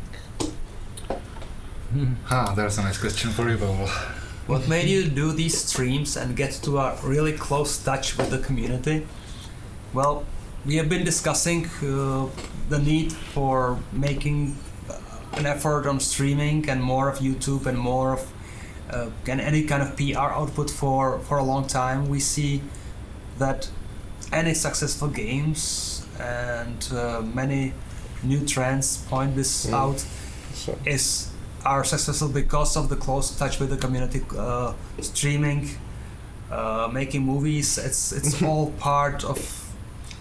My kids watch more of the games than they play. I guess this is the trend that people want to consume content through their eyes, not reading about it, not even playing it, but just watching somebody else playing it. We feel that we should do more. Ultimately, for now, the catalyst was an opportunity to pop up on the front page of Steam. This is an opportunity that is definitely worth it. So when Valve invited the developers over the summer sale to start their streaming experiments, and offered a front page feature in exchange, of course we decided to chase this opportunity and organize ourselves, even at just kind of improvised capacity like we are now. And I don't think it's wrong. I think we are enjoying it here. I think it's great. I hope people are enjoying it too. Almost 2,000 people still watching. So we think it's the lesson is already clear. We should do more of it. So the plan is that we will be setting up our own studio. We'll be doing our own streams more frequently, starting from autumn onwards. So for now, this is an experiment, but ultimately this is becoming a part of our strategy for revealing content, discussing things under the hood, so that you will not be relying just on written blogs or Facebook or wall of text kind of presentation, but we'll also be approaching you even live through streams and videos of this kind. Another question about printable map. Well, there are lots of variation on our forum from you guys from community, players and modders. If you want to print your ATS or ETS map, but I don't think we don't plan to do official at all, are we? Well, it would require some custom programming. The way that we have the map in the game, it's really hard to patch it together from individual screenshots, because the way the map is projected onto the screen is making each different angle not so fit so well together. I think we with some help from an artist, from time to time we do, when we release a major DLC, we do some kind of presentation graphics, but it's simplified and it's not like to the most detailed deep down version. This is something that we can look into eventually, but just as any feature that you commit to is at the cost of not doing some other features. So it's always balancing act. Is this the most pressing need that we need to implement, or can it wait in the long list for a bit longer, in the wish list for a bit longer? So right now the players made map is the only choice. And I think people are doing a fantastic job. I've seen some maps that were really well done. The thing is, you want to have a system that's as much automated as possible, because if it involves too much manual labor, and then we came and add another route, or we remove a route and place it in a different location, or add a city, and we do it with every game update pretty much, then all the previous effort has to be redone either from scratch or readjusted. So the more automated it could be, the better. It's a question about not being able to participate in the event due to the fact that we don't work very well. World of Trucks doesn't work well in Russia. I've heard about it, and I think we even discussed putting some sort of disclaimer somewhere on World of Trucks. The thing is that in some countries, the local regulations or the local enforcement puts some barrier between the open internet and the country, a firewall or some kind of packet filtration system, and we believe such a firewall was erected around Russia around the time when the Telegram service was knocked off. So some people reported that part of infrastructure, part of basically IP range on Amazon servers was blocked off completely, which made it invisible, made even our game invisible for some people from the region. So unfortunately there is not much we can do, because we just have become swept under the same pile of other projects and other web-based either games or various social media sites, not because of any of our fault, and there's nobody to complain to or nobody to request any change to this for a small company like us. So there are people who find means around it, technical workarounds involving VPNs, or more technically skilled people can find solutions, can read up on that on Google on how to pass by.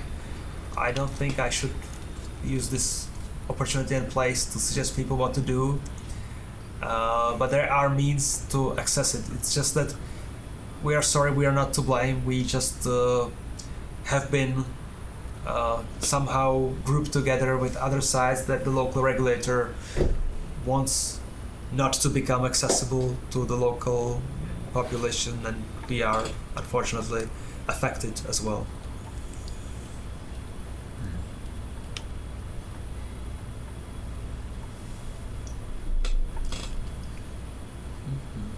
So I was streaming for almost 3 hours now.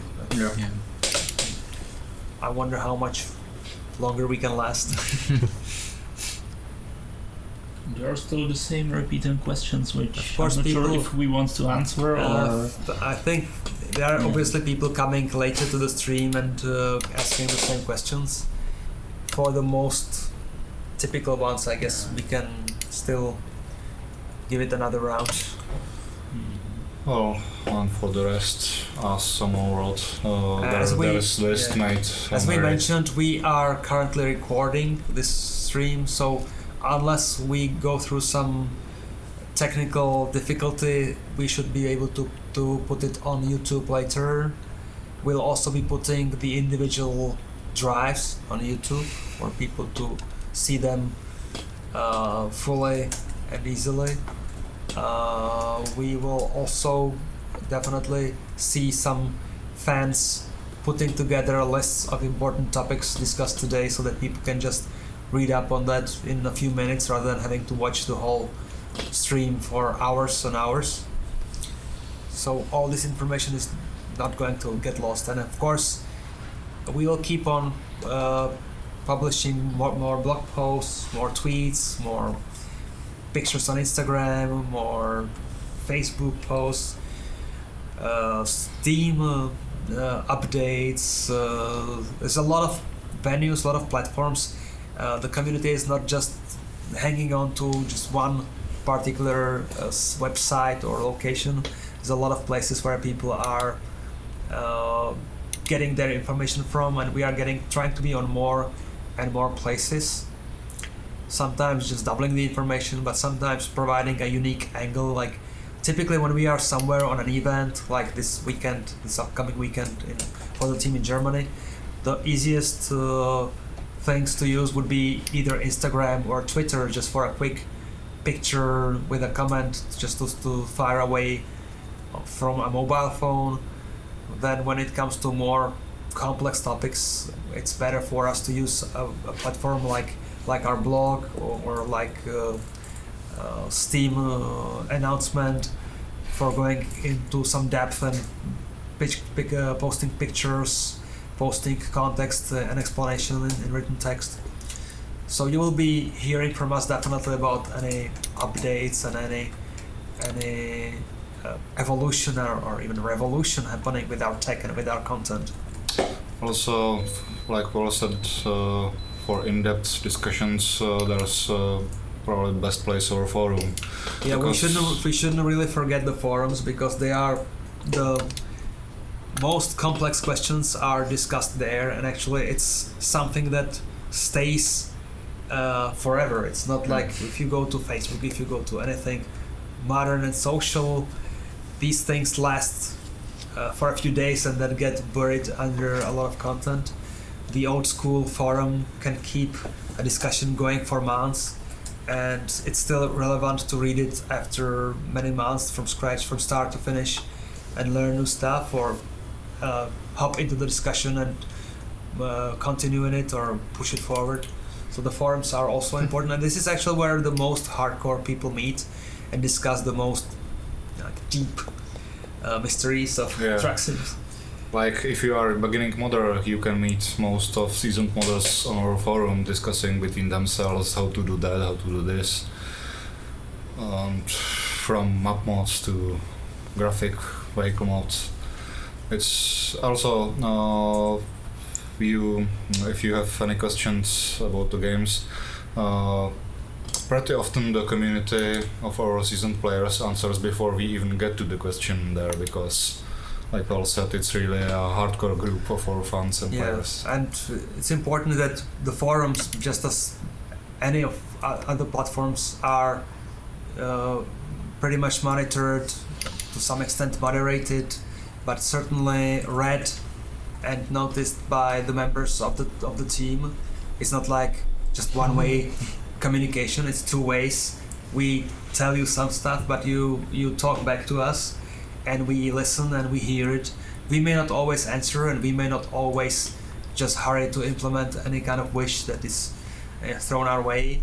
We still have to be reasonable about picking our goals and ambitions, but we are definitely paying a lot of attention to what the community is telling us, what the feedback is, what whenever we make mistakes, we try to correct them, we try to own up to them. We just want to be like good developer. We don't want to be we just don't want to take your money and run away. We want to be supporting and maintaining it for a long time. So long as we have loyal players, we are committed to staying around and improving our stuff. How much attention trucks industry have given to you and your work? Have they just been like, nah, it's just a game, or have they been interested showing their trucks and work in virtual world? I think it depends on the brands. I think they are not used to react for such a this is a complex question or complex answer. Each of these huge companies are different, and each of them is populated by people with different histories working in licensing, marketing, technical departments. The typical thing is that, just as any big corporation, there are many people involved in theory and few people kind of pushing hard in practice, because you have when you approach them, there are multiple departments that we have to deal with. Typically you have to persuade somebody from marketing that it's actually worth it for them to be involved, and they often bite on the hook that we offer to them, They feel that it makes sense if we make the pitch right, but then they themselves have to work with their licensing, and there is a lot of misunderstanding about what a game about trucks can be or cannot be or should not be. Often these people may not be experienced gamers, so they are quite close-minded about this weird phenomenon, feeling that it's somehow dangerous for them. For them, it's easier to pay big money to have an advertisement printed in a glossy magazine because they've known it for generations. This is how you do business, how you do promo, and they don't automatically realize that becoming a part of engaging experience like this, interactive experience, may be even more kind of impacting, emotionally affecting people involved. So sometimes we manage to get the pitch across, sometimes it takes more time. The good thing about the industry is that, just as anything, it's moving forward and younger people are joining in. So usually, like we are more and more successful finding open-minded people. What our new weapon in these negotiations, in these industry contexts, is our sim trailer and more of our visibility across events, across also secondarily across the internet, by talking about it, showing it through media. People now take us more seriously, not as some like tiny little games, obscure game. They see the crowds, the lines, the queues of people who want to play our game somewhere on a truck show or truck festival. They see how we interact, how we are popular. So all this is ammunition for our argument, for our reasoning, our discussions with the manufacturers. But often it's we manage to win some friends at a company, but before we know it, people change positions, and we have a new contact there to start from scratch, discussions from scratch. So it's an ongoing, never-ending process, making people aware of us, reminding them of our existence. I used to do a lot of this myself over the years. I may have not done the best job out of it, because ultimately the proof is in us not yet having a full range of licenses for American Truck. We try harder now. We have more people involved. Our marketing and PR team is now part of the effort. We have a dedicated person just to focus 100% attention just on the licensing and account management of the key relationships with the manufacturers. And all this is showing some nice, promising fruits as of this year, and definitely will be showing more in the following year as new licenses are being signed or have been signed. New companies are now in the loop in discussions, and these discussions may take even years, but if at least some of them are concluded successfully, there will be more and more reality entering our game, including licensed brands and licensed partners. Over 1,200 people in the unofficial ATS multiplayer mode, almost all of whom are lining up on California Highway 1 to help clear the landslide. I mean, it's amazing. It's Battle Royale. Yeah, Battle Royale, yeah. There's a notion that it's almost from Santa Cruz to landslide, and landslide is almost at Santa Maria, so it's pretty long line. I'm always surprised that the engine holds under such load. I mean, when we designed the engine initially with the graphics engine, we were keeping the maximum number of trucks in the scene, including your own and the AI's, to 4. There were maximum 4 trucks that the engine could render 5 years ago, maybe 10 years ago.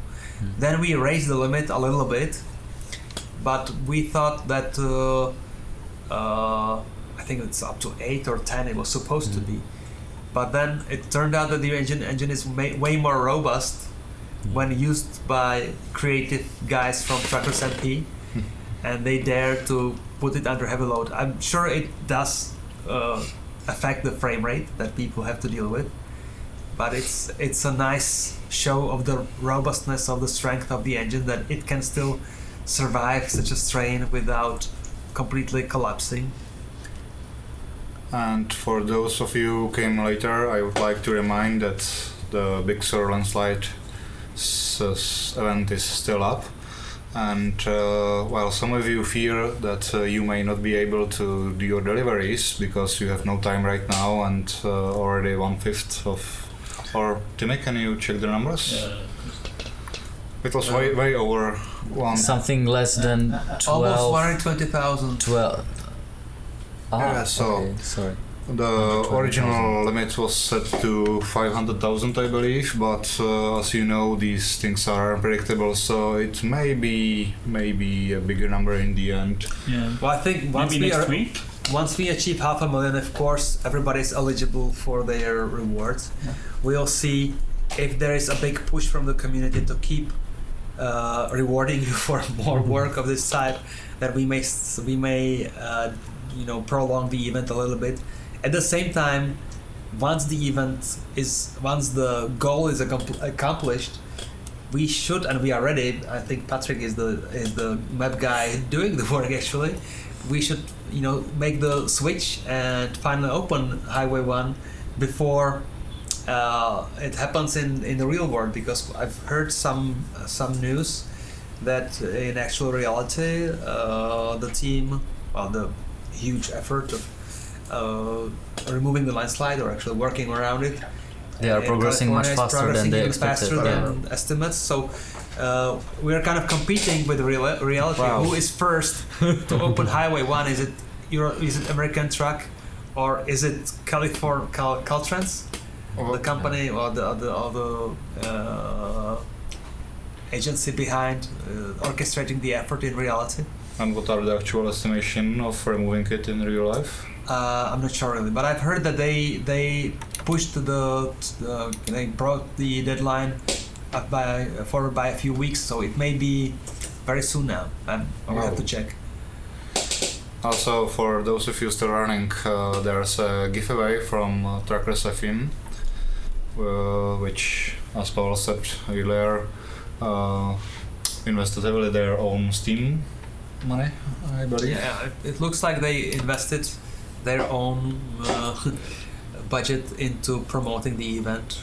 We are trying to help them out, of course, but if you just take the sheer amount of hours these guys put from their own life, their own time, into operating the radio 24/7, that's incredible already. Yeah. So for being I don't know how to say, to be able to get some of these giveaways, you need to post that on Twitter, hashtag Big Sur, Operation Big Sur, Operation Big Surs, and tag us, STS Software, and then Trackers FM. And if you're lucky, who knows what you get. As developers, what are your last favorite roads? Least? Yeah. Yeah, least. Sorry. I guess it will be the oldest, Patrick. Least favorite roads currently in the game. Least.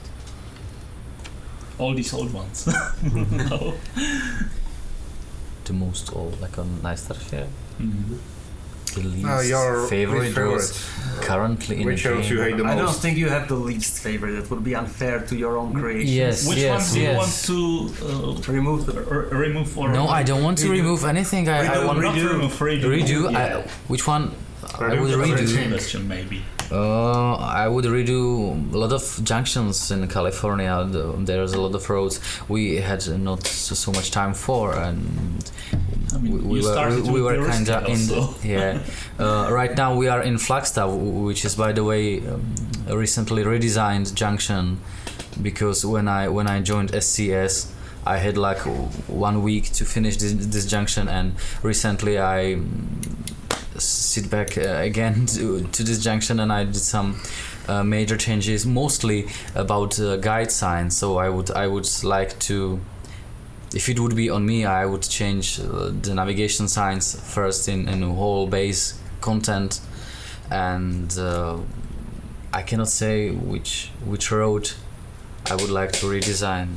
It's a hard question. I've heard a lot of people mentioning that they hate passing Las Vegas and Las again Vegas. and again and again, and probably we may want to kind of make another bypass around the city if it's there anything like that in reality, rather than having to push people through the city center again and again. That may be a candidate for some kind of negative feelings to a particular region of the existing world. Well, but it's not because they hate Las Vegas, it's because it's bottleneck, right? Yeah, well, when we were building American Truck World some years ago, when we started, the city of Las Vegas was actually something incredible for us. We dared to push for things we didn't do before with the city, with the skyline at night and then the lights and all the buildings, all the recognizable landmarks. Now the city is a little bit dated compared to what we can do with the latest tech, but it's still incredible, and I'm not ashamed to have it in the game still.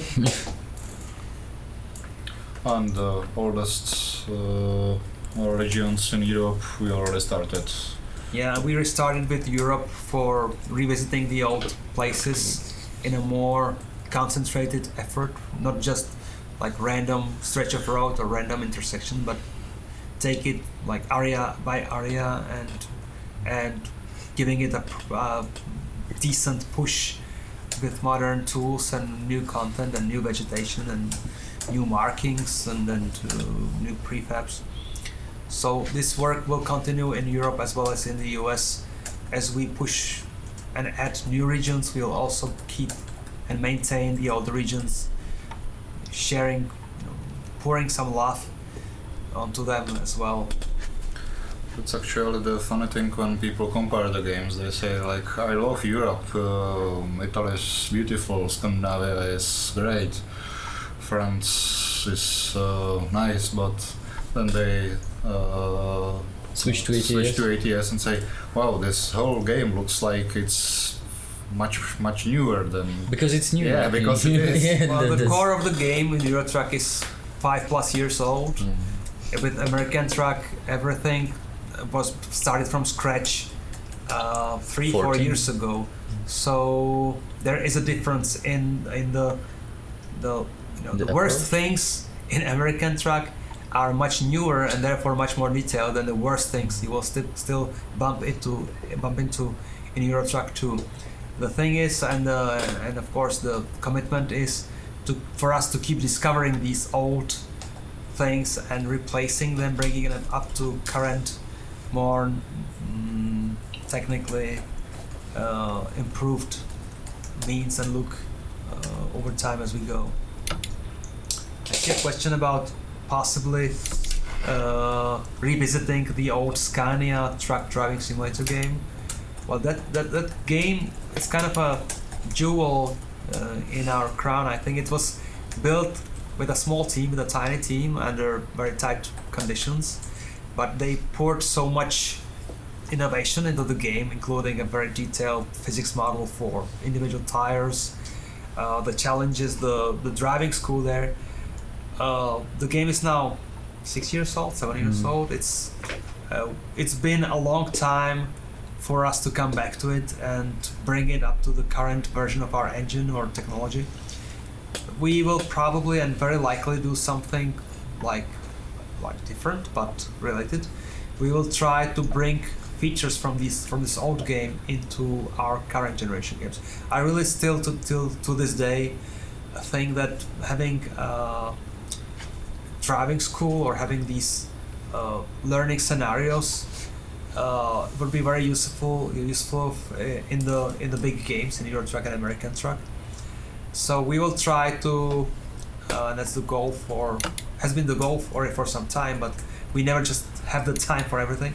The goal is to bring back some of the training scenarios from Scania Truck Driving Simulator into the current game, and making it a part of the gameplay loop somehow, making it, if you pass through the driving school, maybe it will benefit you in some ways through gameplay by making maybe cheaper insurance or some sort of influence on the big game in economy sense, or just making sure that you have a training grounds where you are safe to make mistakes with that before new players jump into the challenge of reversing the trailers into a difficult situation, maneuvering them through some obstacle course where they are paying with cargo damage or truck damage for any collision when they should and could be training in a safe environment, just using the cones as obstacles. So this should be becoming a part of the current generation of our games rather than us revisiting any older games. How long will this game be supported? 2 weeks. 2 weeks. Until I would love for us to be able to give it at least another decade. That would be nice. If the players are there, we'll be there as well. If the players are there for 20 years, why not? Obviously, we need to speed up the way we build content. I know people are making computations of how long it would take at current pace to cover all of the USA, and they come to a very nasty figure or estimate of multiple decades. We need to squeeze it to shorter time frame. It's not going to be a few years. It's not going to be 2, 3, or 4 years. But once we get 3 full teams into place, things are like the speed is tripled compared to the worst case scenario.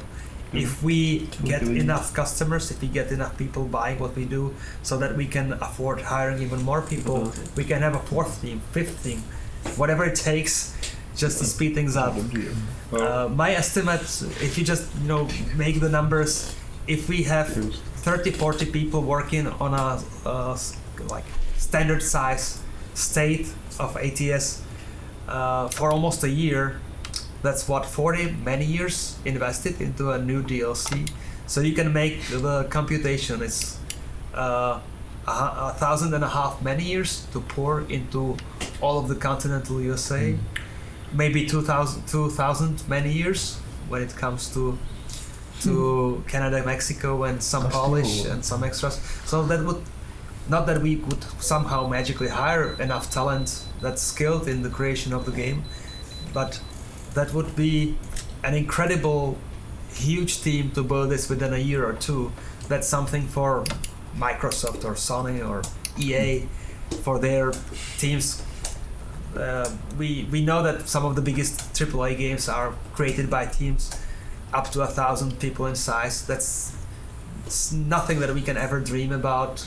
We have to spread it across multiple years and across multiple SKUs, multiple products that we can release through the development to help us sustain the team and the teams and support us through the journey.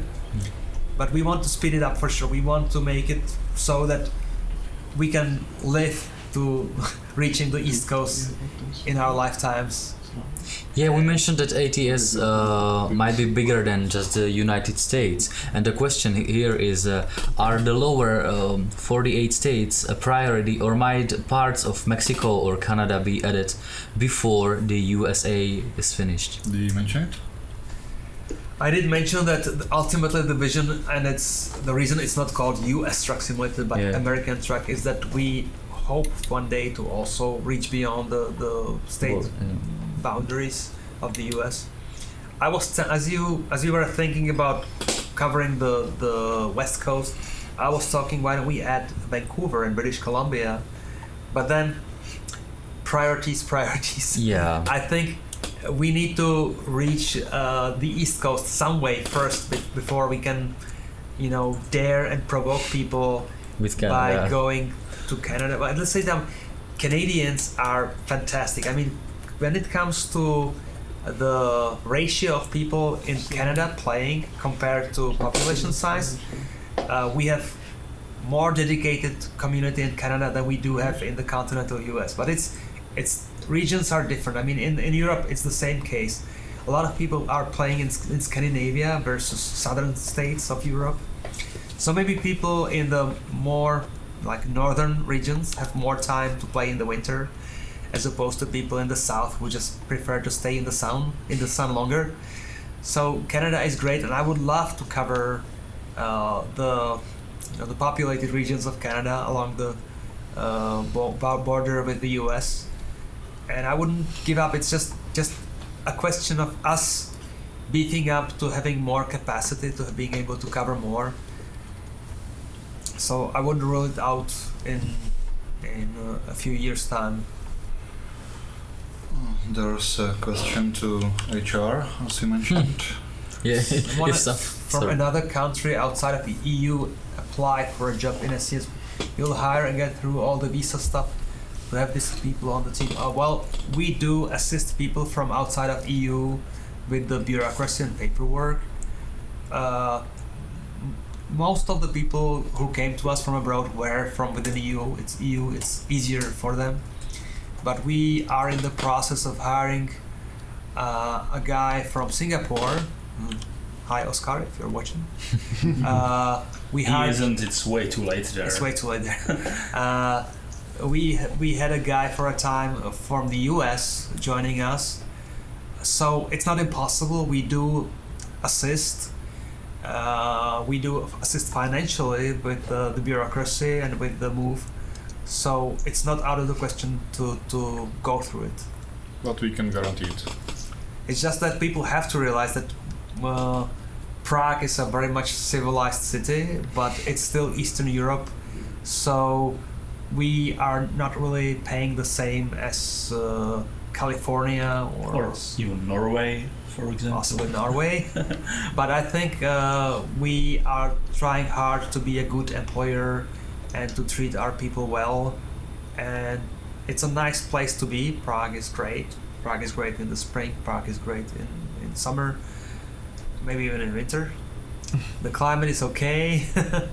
There is sun as well as snow. So, and there's the game to make. There's the game to make. Yeah. Oh yeah, definitely. Would it be possible to make it so we can choose how long we sleep for? I think it's related to gameplay, and we design it so. Well, you have some time you have to take for rest. Yeah. I think we may revisit sleep in the future, because there were some decisions made years ago of how we control or do not control players' time. I think this was discussed repeatedly that maybe it's worth revisiting. So I'm not making any promises on anything, but sleep, just well as basically any feature in the game, is never quite decided forever. It's not set in stone and done and dusted. We may come back and decide that it's good for people to be able to have different management of the sleep feature. Big Sur just hit 120,000 jobs. That's insane. You guys are 110,000. You guys are more than double the speed than we anticipated. We thought the event would take maybe up to a month. You're too fast. Oh, but we love it. Of course, we love it. It isn't even the weekend yet. Perhaps, and it's not the weekend. It's just working week. Perhaps you shouldn't tell them about the real life workers making haste, because who knows what the number will be in the morning.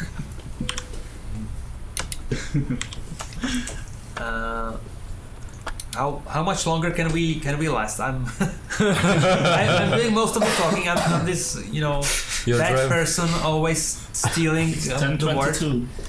Are you falling asleep? No. No. You just look like that. But I'm out of fuel. Just here.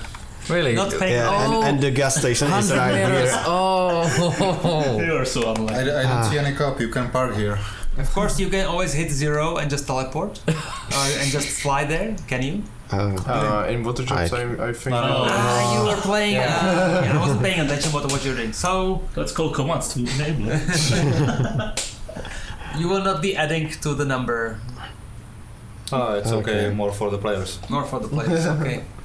Actually, as we were I can go assistant. just getting the event ready and underway, we already had 15 delivered cargoes there on the counter, because this was done by the internal testing team, by the actually the lead programmer on the project. He was so responsible that he finished this 15 jobs, and he wanted for things to be completely fair, so he made sure that the counter is reset to 0 by manually touching the database data to make sure all this is removed from the testing. So we are very fair about counting everything properly, not cheating on the numbers.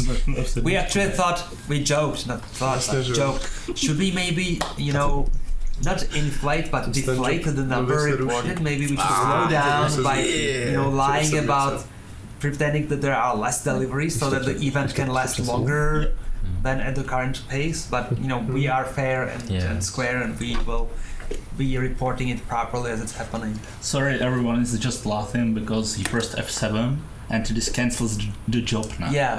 This is a new addition. This is a new addition to the current build of the game, because we have seen some people cheating on World of Trucks events, on the previous events, by abusing the feature of teleporting to truck services easily. So for the World of Trucks events, we decided to make it more complicated for people, that they need to be doing the jobs properly. They cannot just teleport with the cargo attached and expect to speed up the delivery. So first-hand experience here locally. Even I didn't notice. But of course, people are here to just watch you drive and see and hear us talk. So do we have another video? I don't think so. We're out of videos. We did it. Oh no. Yeah. Do you want to switch? Maybe, yeah. Really? Okay. Do you want to try to not crash? To pause with you. Great. Come on, guys. What should I take? Like quick job. I will do it. Right. I think you should maybe go to Mexico again, because New Mexico, the most recent DLC released, it still deserves some attention and some promotion. It's still a piece of content that wasn't yet purchased by everybody who owns the base game. So why don't we promote it? Okay.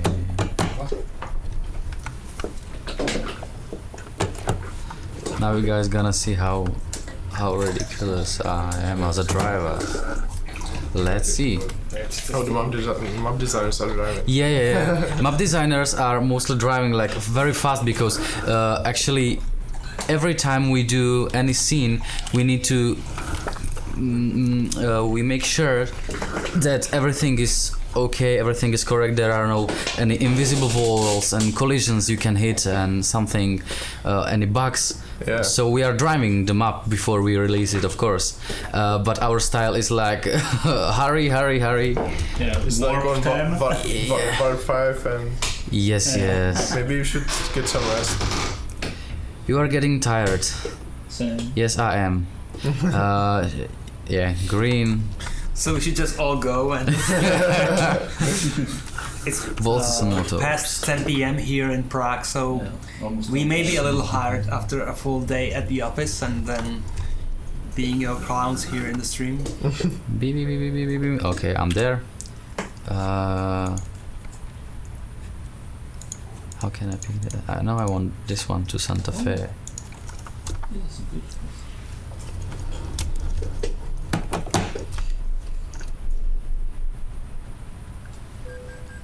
Oh, I crashed. Sorry, guys. A question: why do American Truck Simulator trucks show as DLC on Steam?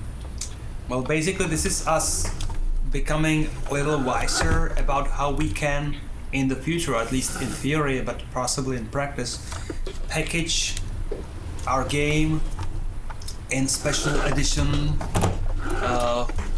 bundles or special edition versions for individual truck manufacturers. Of course, the trucks and the commitment is still valid. The basic trucks coming to the game are always free for you. But we were facing a situation, we had this discussion for a time with one of the manufacturers that they would just like to have a unique version just containing their own brand vehicles. Nobody else allowed for this particular edition. And then we are facing a problem, much like we did with the recently discussed Scania truck driving simulator game. Can we make a dedicated game just for one manufacturer because they wish so, and it's kind of split the focus between the all-encompassing game and this special branch just containing some vehicles. And then we discovered that the technical solution to it may be creating each of the trucks, each of the vehicles a separate DLC, which opens the way for us to possibly just release a stripped-down version at a different price point or different business model, including just vehicles from one company, and then releasing the other vehicles separately for people who choose to expand it to the full version through some like different price point or different offering. You are currently playing Need for Speed. Sorry guys, sorry for forcing you to watch this.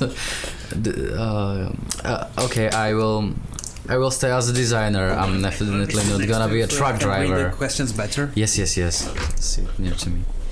I need to be too close to you. And we are heading to Albuquerque's Big Eye, which is the famous junction in the middle of Albuquerque. And I love it at night. Yeah, the lights are, 2 months of optimization for the team. Worth it.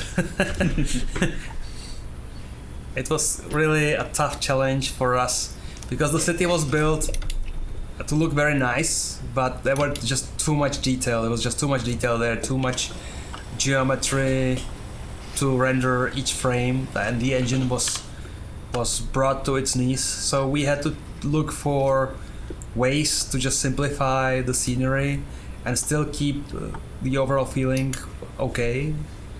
And I think we ultimately managed, and there were a lot of hard lessons learned on Albuquerque, and these hard lessons I really hope will be applied to Portland now in Oregon. But it's fabulous, it's incredible.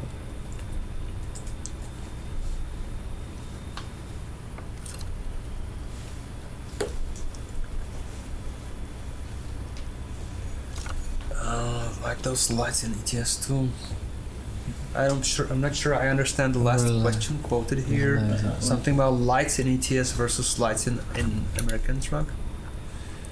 Maybe they mean the lights on junction, or don't they? Possibly, maybe some of the older intersections in like Germany or other European places do not have, like in real world here, do not have artificial light on them. So as we revisit the content and make it more realistic, hopefully attention will be paid to things like this as well.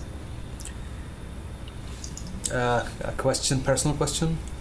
Pavel, do you ever thought when you were a kid that you will be here today as a CEO of a great company and community? Not ever. The three founding fathers of SCS, we were friends for a time, gathered around the idea that we would be creating graphics technology, just doing graphical engines for fun as a hobby, making effects, nice rendering kind of demos, showing some skills in programming. We are talking an era before 3D cards, where I think we were programming things on Intel 386 CPUs and no accelerated graphics, just rendering every single pixel yourself to the memory of the graphic device. And we just thought there's no way for us, especially here in Prague, to make a business or make a job out of this. But somehow, magically, through a series of happy flukes, we ended up launching a company.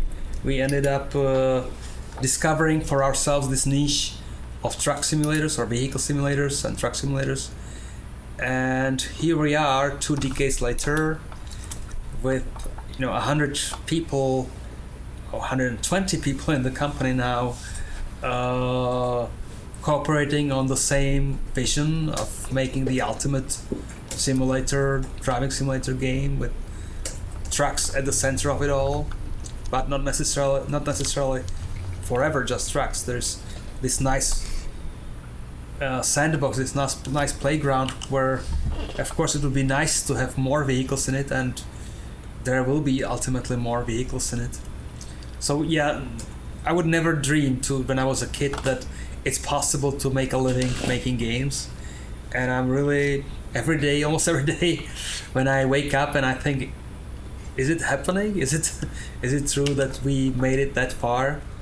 And thanks to your support, we are around, and here we are, ready to do more of this for you. Thanks. Still 1,800 plus viewers. These guys are crazy. 400 more worth of trucks than before. You need to make some hidden roads. Yeah. For Patrick. I could hide you any road you want. I told. I think you do that from time to time, right? Just turn off the map. Yeah. There are some hidden roads in Sierra Vista, but our tester reported it as a bug, so I was not sure if I should let it there as it is. It's still a question if hidden roads are something what pretends to be like really hidden from the players, or it's like bonus content. There is a race ring or something like that near Tucson or what's the pronunciation? Sorry guys, in Arizona. And maybe we will add some more in future DLCs. Dosing. Thank you. Okay, that's in the right time. By the way, this is a silly self-promotion because I did Santa Fe in New Mexico, so you see, we bring authentic developers into the stream. Yes. Not just some random monkeys. No, I shouldn't take this level of barking. But Okay. these are map designers, not drivers. Okay. Yes. It's entertainment. I wouldn't touch the steering wheel myself, really, just to embarrass myself. We have another question. How do we feel about the result of New Mexico? We feel very good, I think, and we need, as Pavel told, we need to learn from the, I wouldn't say mistakes, but from problems around optimizing. Like Albuquerque was really a problem before the finalization, and every DLC is a lesson for us. Okay, I'm gonna skip the barking. Sorry, guys. Every DLC is a lesson for us, and we are growing on the experiment. Skip it once more. Sorry. Skip it once more. Okay. No. Finish. Oh. Sorry. They want you to drive. Everyone wants you to drive. No way. A bit. Well, it's always good to see that someone drives with more It than was a you. question for Pavel. Yeah. Do it. And about the sales reviews, Pavel, how do you feel about New Mexico? Sales? I think New Mexico is a little bit behind Italy when it comes to total number of copies sold. But then Italy, the player base for Eurotruck is like triple the size of the player base of American Truck. So it's doing very well actually, comparably. And still American Truck, as we repeatedly, admit, it's a game that's still troubled by not enough core content, not enough vehicles, not enough regions. So I can imagine for somebody from the East Coast that our game is not, making them happy by only having some locations on the West Coast. Once we reach more regions, once we have more trucks involved, people who are fans of the other brands will hopefully join in. For now, New Mexico is doing the job it needs to do, which means it keeps the team alive and sustained, and it gives us the hope for further growth that makes us dare to increase the development bandwidth for future states. So I'm reasonably happy. There, a small bit there. I'm reasonably happy, and I just hope that it will be still purchased by people who discover the game in the future and become the kind of stepping stone towards more eastwards expansions. What do you guys think of some of the harder to pronounce US city names? Or It's not the for us. It's not just the U.S. states. It's any states in Sweden or any states in I don't know, even everywhere. We try. Internally, sometimes we develop nicknames for cities that are hard to pronounce. Hopefully, we don't make too many mistakes in the written form, at least, so people can recognize those on the navigation sites and in the map. Well, I think the names are equally hard for everyone all over the globe, because if we asked American to pronounce Treslička or something like that. Yeah. Okay, let's move me to the service. Okay. Or I could go there by myself, but And never there mind. goes the It was legend of dangerous. designers.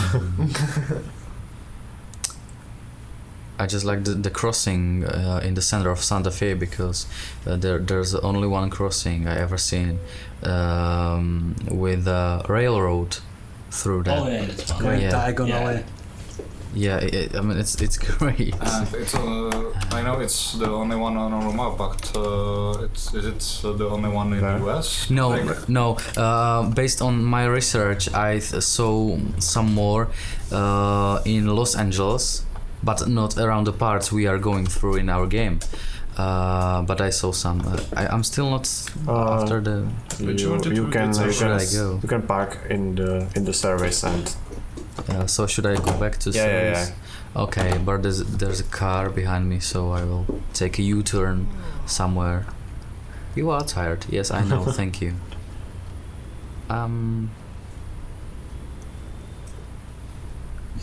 You still cannot teleport. No, because I'm still in like the World of Trucks build. Sorry. Close your eyes, guys. Close your eyes. This is gonna be terrible. So all This is not talk- really happening. All this talk about being an educational game, Sorry. promoting Sorry. proper driving, it's now, the illusion is now broken because we are just showing us it shouldn't be done. yeah. Can you turn off fatigue there? Our map designers are just, map designers.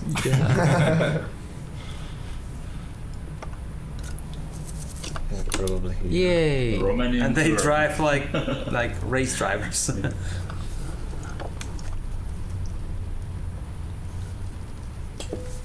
I'm not sure. Not Now not we need this to one. find parking place. Yeah, I'm not sure it's there. Maybe. I don't remember putting the rest area or something like that. Okay. It's my city basically. So. You have confused him so much that he's. So what now? Just tell everyone you are too tired to continue. No. There is something, so we can go there. There is a garage or something like that. You don't have a vote of track contract, so you can teleport there. I think. Well, I have a creative idea. Now that we are lost in the middle of delivery anyway, I think big part of the population of viewers now would be different people than the group that started with us. Maybe we could replay one of the earlier Videos. Oregon videos. That's Because a good it's, idea if you can. it's cool and it's worth it. Yeah. And One more video. It's like 10 probably a minutes lot of people, anyway, a lot of so- people haven't seen this footage Yeah, previously. maybe the video with the first one. Special wood farm. So Oregon or special transport? Oregon. Oregon, yeah. Okay, so the Yeah, this Band. one. first, The first one. With the exclamation Top mark. level. First one. Okay. First one, yeah. Let's start with the first. I think it's with the wood. Okay. No. Yeah, it's the wood farm. Okay. Yes, so this is a new lumber mill we designed for Oregon, and yeah, there's some animations, new models, new assets, basically a lot of new vegetation, and our beautiful deer throat, or we used to call it deer throat, but it's the first time we made Okay.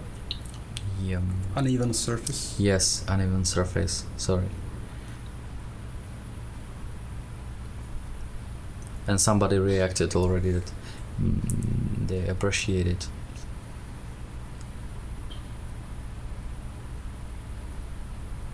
So let's take a trailer with load of logs or something. You need to pretend that you are driving.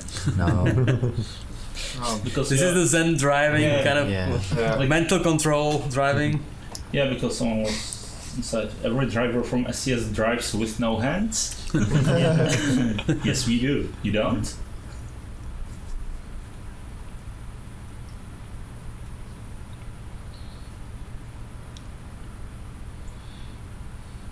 I think this video shows very well. It's a nice illustration of being very different from anything in the previous content of American Truck. This type of It's so different. natural environment, and it's showing the attention to detail on so many things along the way in the depots, in the starting, loading the cargo areas.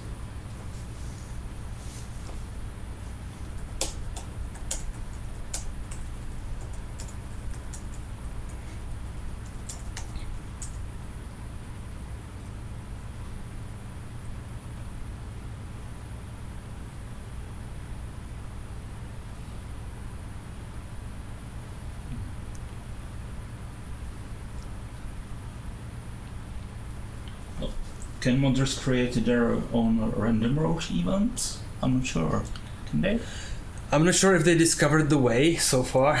I mean, yeah, If they dare. can if they know. we the thought, data, and I think the right? team making the random events was quite concerned when they worked on them, that once we release the initial set, that players will be overwhelmed by alternate content created by the modders, and that our content in comparison will look kind of small and less important. But so far, maybe nobody picked up the challenge to create more of this content. In principle, it's data driven, so it should be possible. I think I saw a mod for more random events. But let's say that it needs a really skilled modder in many areas, or a team of modders, because you need a guy Really understanding technical people. codes, and you need graphics to make more I assets. think at least in promos there's some. They had that kind of stuff long before us, but it was stationary. Right now, I wouldn't wonder if they made some new things for their map. But I think many mod teams are kind of facing the same challenges as we do with the growing complexity of any project, whether it's the game or whether it's a mod. The more people you have on the team, the more content you are covering, and you need to maintain in the long term. The longer your release cycles become, and the more selective you have to be about the battles you pick versus the features you just leave on a wish list for future. So maybe this is a case of the mod teams, the larger mod teams, being already very much committed to a particular feature set expansion, and not being able to kind of broaden the focus to more features. Yeah, that's another difficulty with mods, that every time we update our game, they need to update their mods. So if one guy has 5 or 6 mods, it's not a small task to keep it updated. But at the same time, it's for our team, we always spend a lot of time trying hard in our own code, in our code that loads a game, saved game files or map data files.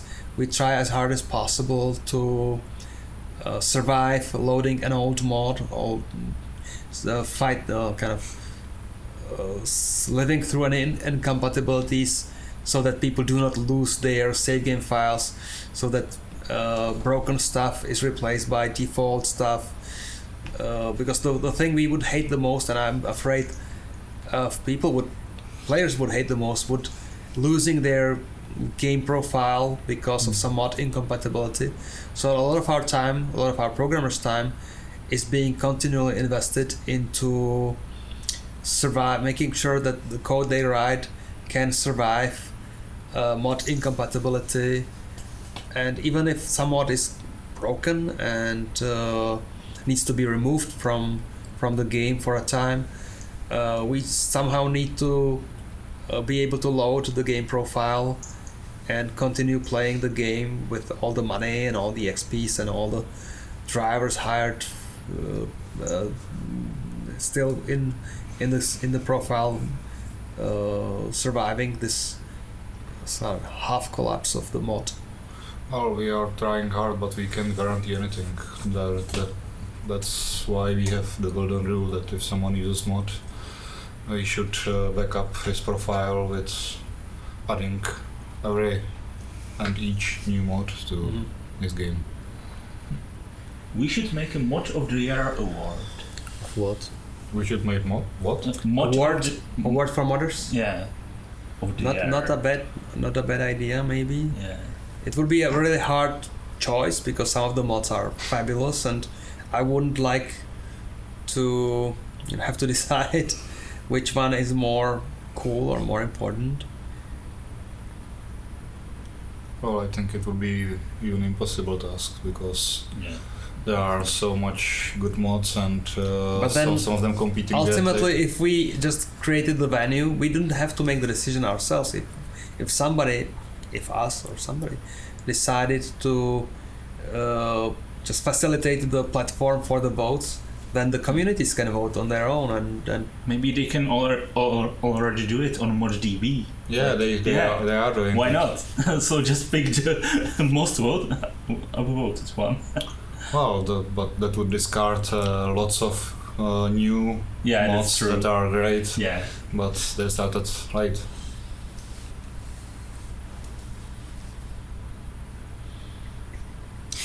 What we see right now is the new design approach to game docs or game prefabs. We are not only putting one prefab without any surrounding in the middle of, let's say, wood or something. We are trying to make more realistic surrounding of prefabs, like info booth and more. Maybe louder, I'm not sure if they can hear you. Yeah. And I'm afraid that some of the guys watching us don't know what is prefab. The rigid model. Mluvíš tak ticho, že tě nejslyšet. Sorry. I'm just not sure what I'm talking about. Yeah, I mean the description of prefab. Yeah, Oh. How to describe a prefab, because it's a complex. It's a complex model. The rigid model. Easily said, it's a big model of lots of small models placed together.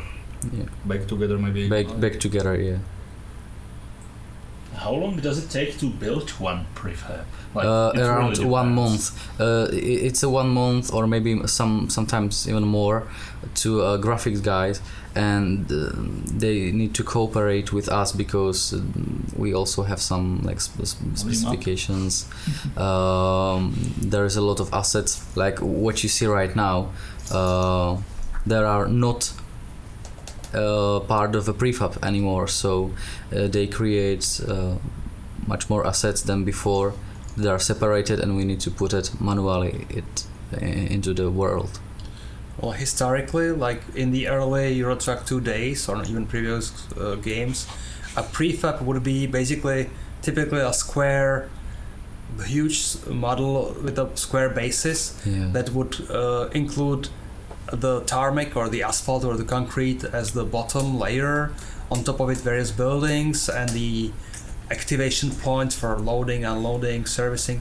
So any gas stations, any industrial facilities would be basically a huge model baked together with all the content on it. As time goes on, we change this approach to some extent. A prefab may still provide the basis of the structure, but it's more like a building blocks kind of combination where you can put or not put individual buildings to some locations, kind of customize it to your needs so that when you reuse it on multiple locations, it can always look the same. You choose one look of a building over another at the different location, and you make it unrecognizable from one place to another, so that the reuse works better for the experience in the game. In the older games, basically all the gas stations would look the same, all the yards of a particular company would always look the same and without any alterations. Now with the newer approach, and we'll be ripping off the old stuff and replacing with the new stuff, we have this more of a building block approach where things will look different from place to place. Now what's the time? Almost 11. Almost 11. Maybe. So a couple more questions. Yeah, there is one I want to answer. Cooled modular interchanges or so-called Lego junctions have all of its road segments and prefabs discovered all at once, just like old junctions. I wouldn't vote for it because I would, but really people have different opinions. I wouldn't because you know I spent like one week by creating the junction, and I want the player to explore every ramp, every exit thing, and every exit road. Yeah, but so take it from the player's point of view. Yeah, some people are very frustrated because they just miss this one tiny little bend that they were half a meter away from for them to count. So maybe we could reach some sort of compromise where the distance for registering a discovery would be like more tolerate more of the distance. But that's something for us to keep in mind, for some to look into. But I would be more open to it because I get a lot of email from frustrated players, a lot of emails, and this topic is coming to me repeatedly, that many people are just kind of obsessive players that want to discover 100% of everything, and there is just 0.1% of a place they just didn't manage to discover, and it turns out to be one snippet of some complex intersection that they never managed to reach without actually knowing it. And consider that we have even Steam achievement for 100% clearance of the map, so it can be really hard to find. Okay, point of some hunger. So I think we have 2 good questions still to answer. Maybe then we'll call it a day, or call it a night. Do streamers like Squirrel or any major figures in the influencer community actually help you with the game by providing feedback? Or they just preview new things to heat up the hype? What about the modders, about famous people, companies? Well, when it comes to streamers, when it comes to YouTubers, we really love their attention because they help us to be discovered by more people. They keep us relevant in the eyes of the fan base. it's not like we don't interact with them that often sometimes, and it's very nice and kind. Sometimes we meet at an event, sometimes like Gamescom, or we met Paul at Peterborough and it was great. He was there with his own group of followers and it was fabulous to see what kind of crowd he can pull. But often YouTubers in general would have their own interest in promoting their own personality and brand, and it's very fine. They have to become these clowns to entertain their own fan base. So while our interests intersect, they are not necessarily always the same. We love the more, I can speak personally, I love the more serious approach, like Paul, aka Squirrel, is really not the kind of making himself a fool kind of streamer or YouTuber. He's very technical and very critical, and the feedback that we can glean from his videos and his streams is really useful for us.